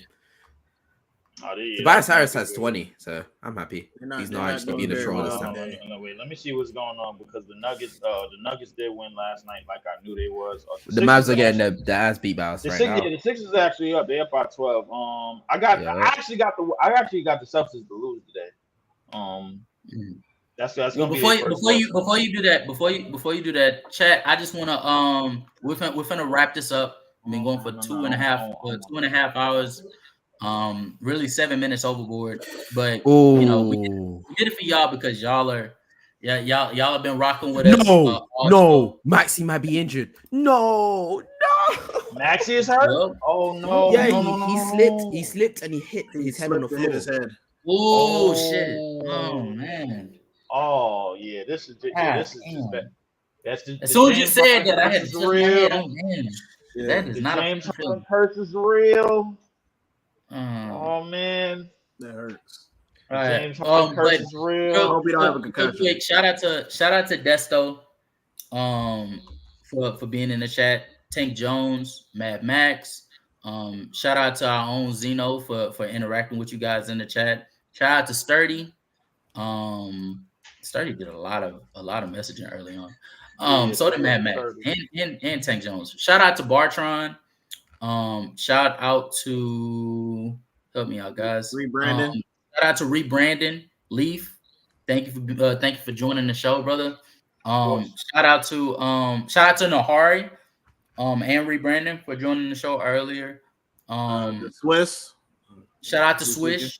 Yeah, and also Rodney for interacting in the chat, even though he was already in here. That's gonna wrap it up for this show.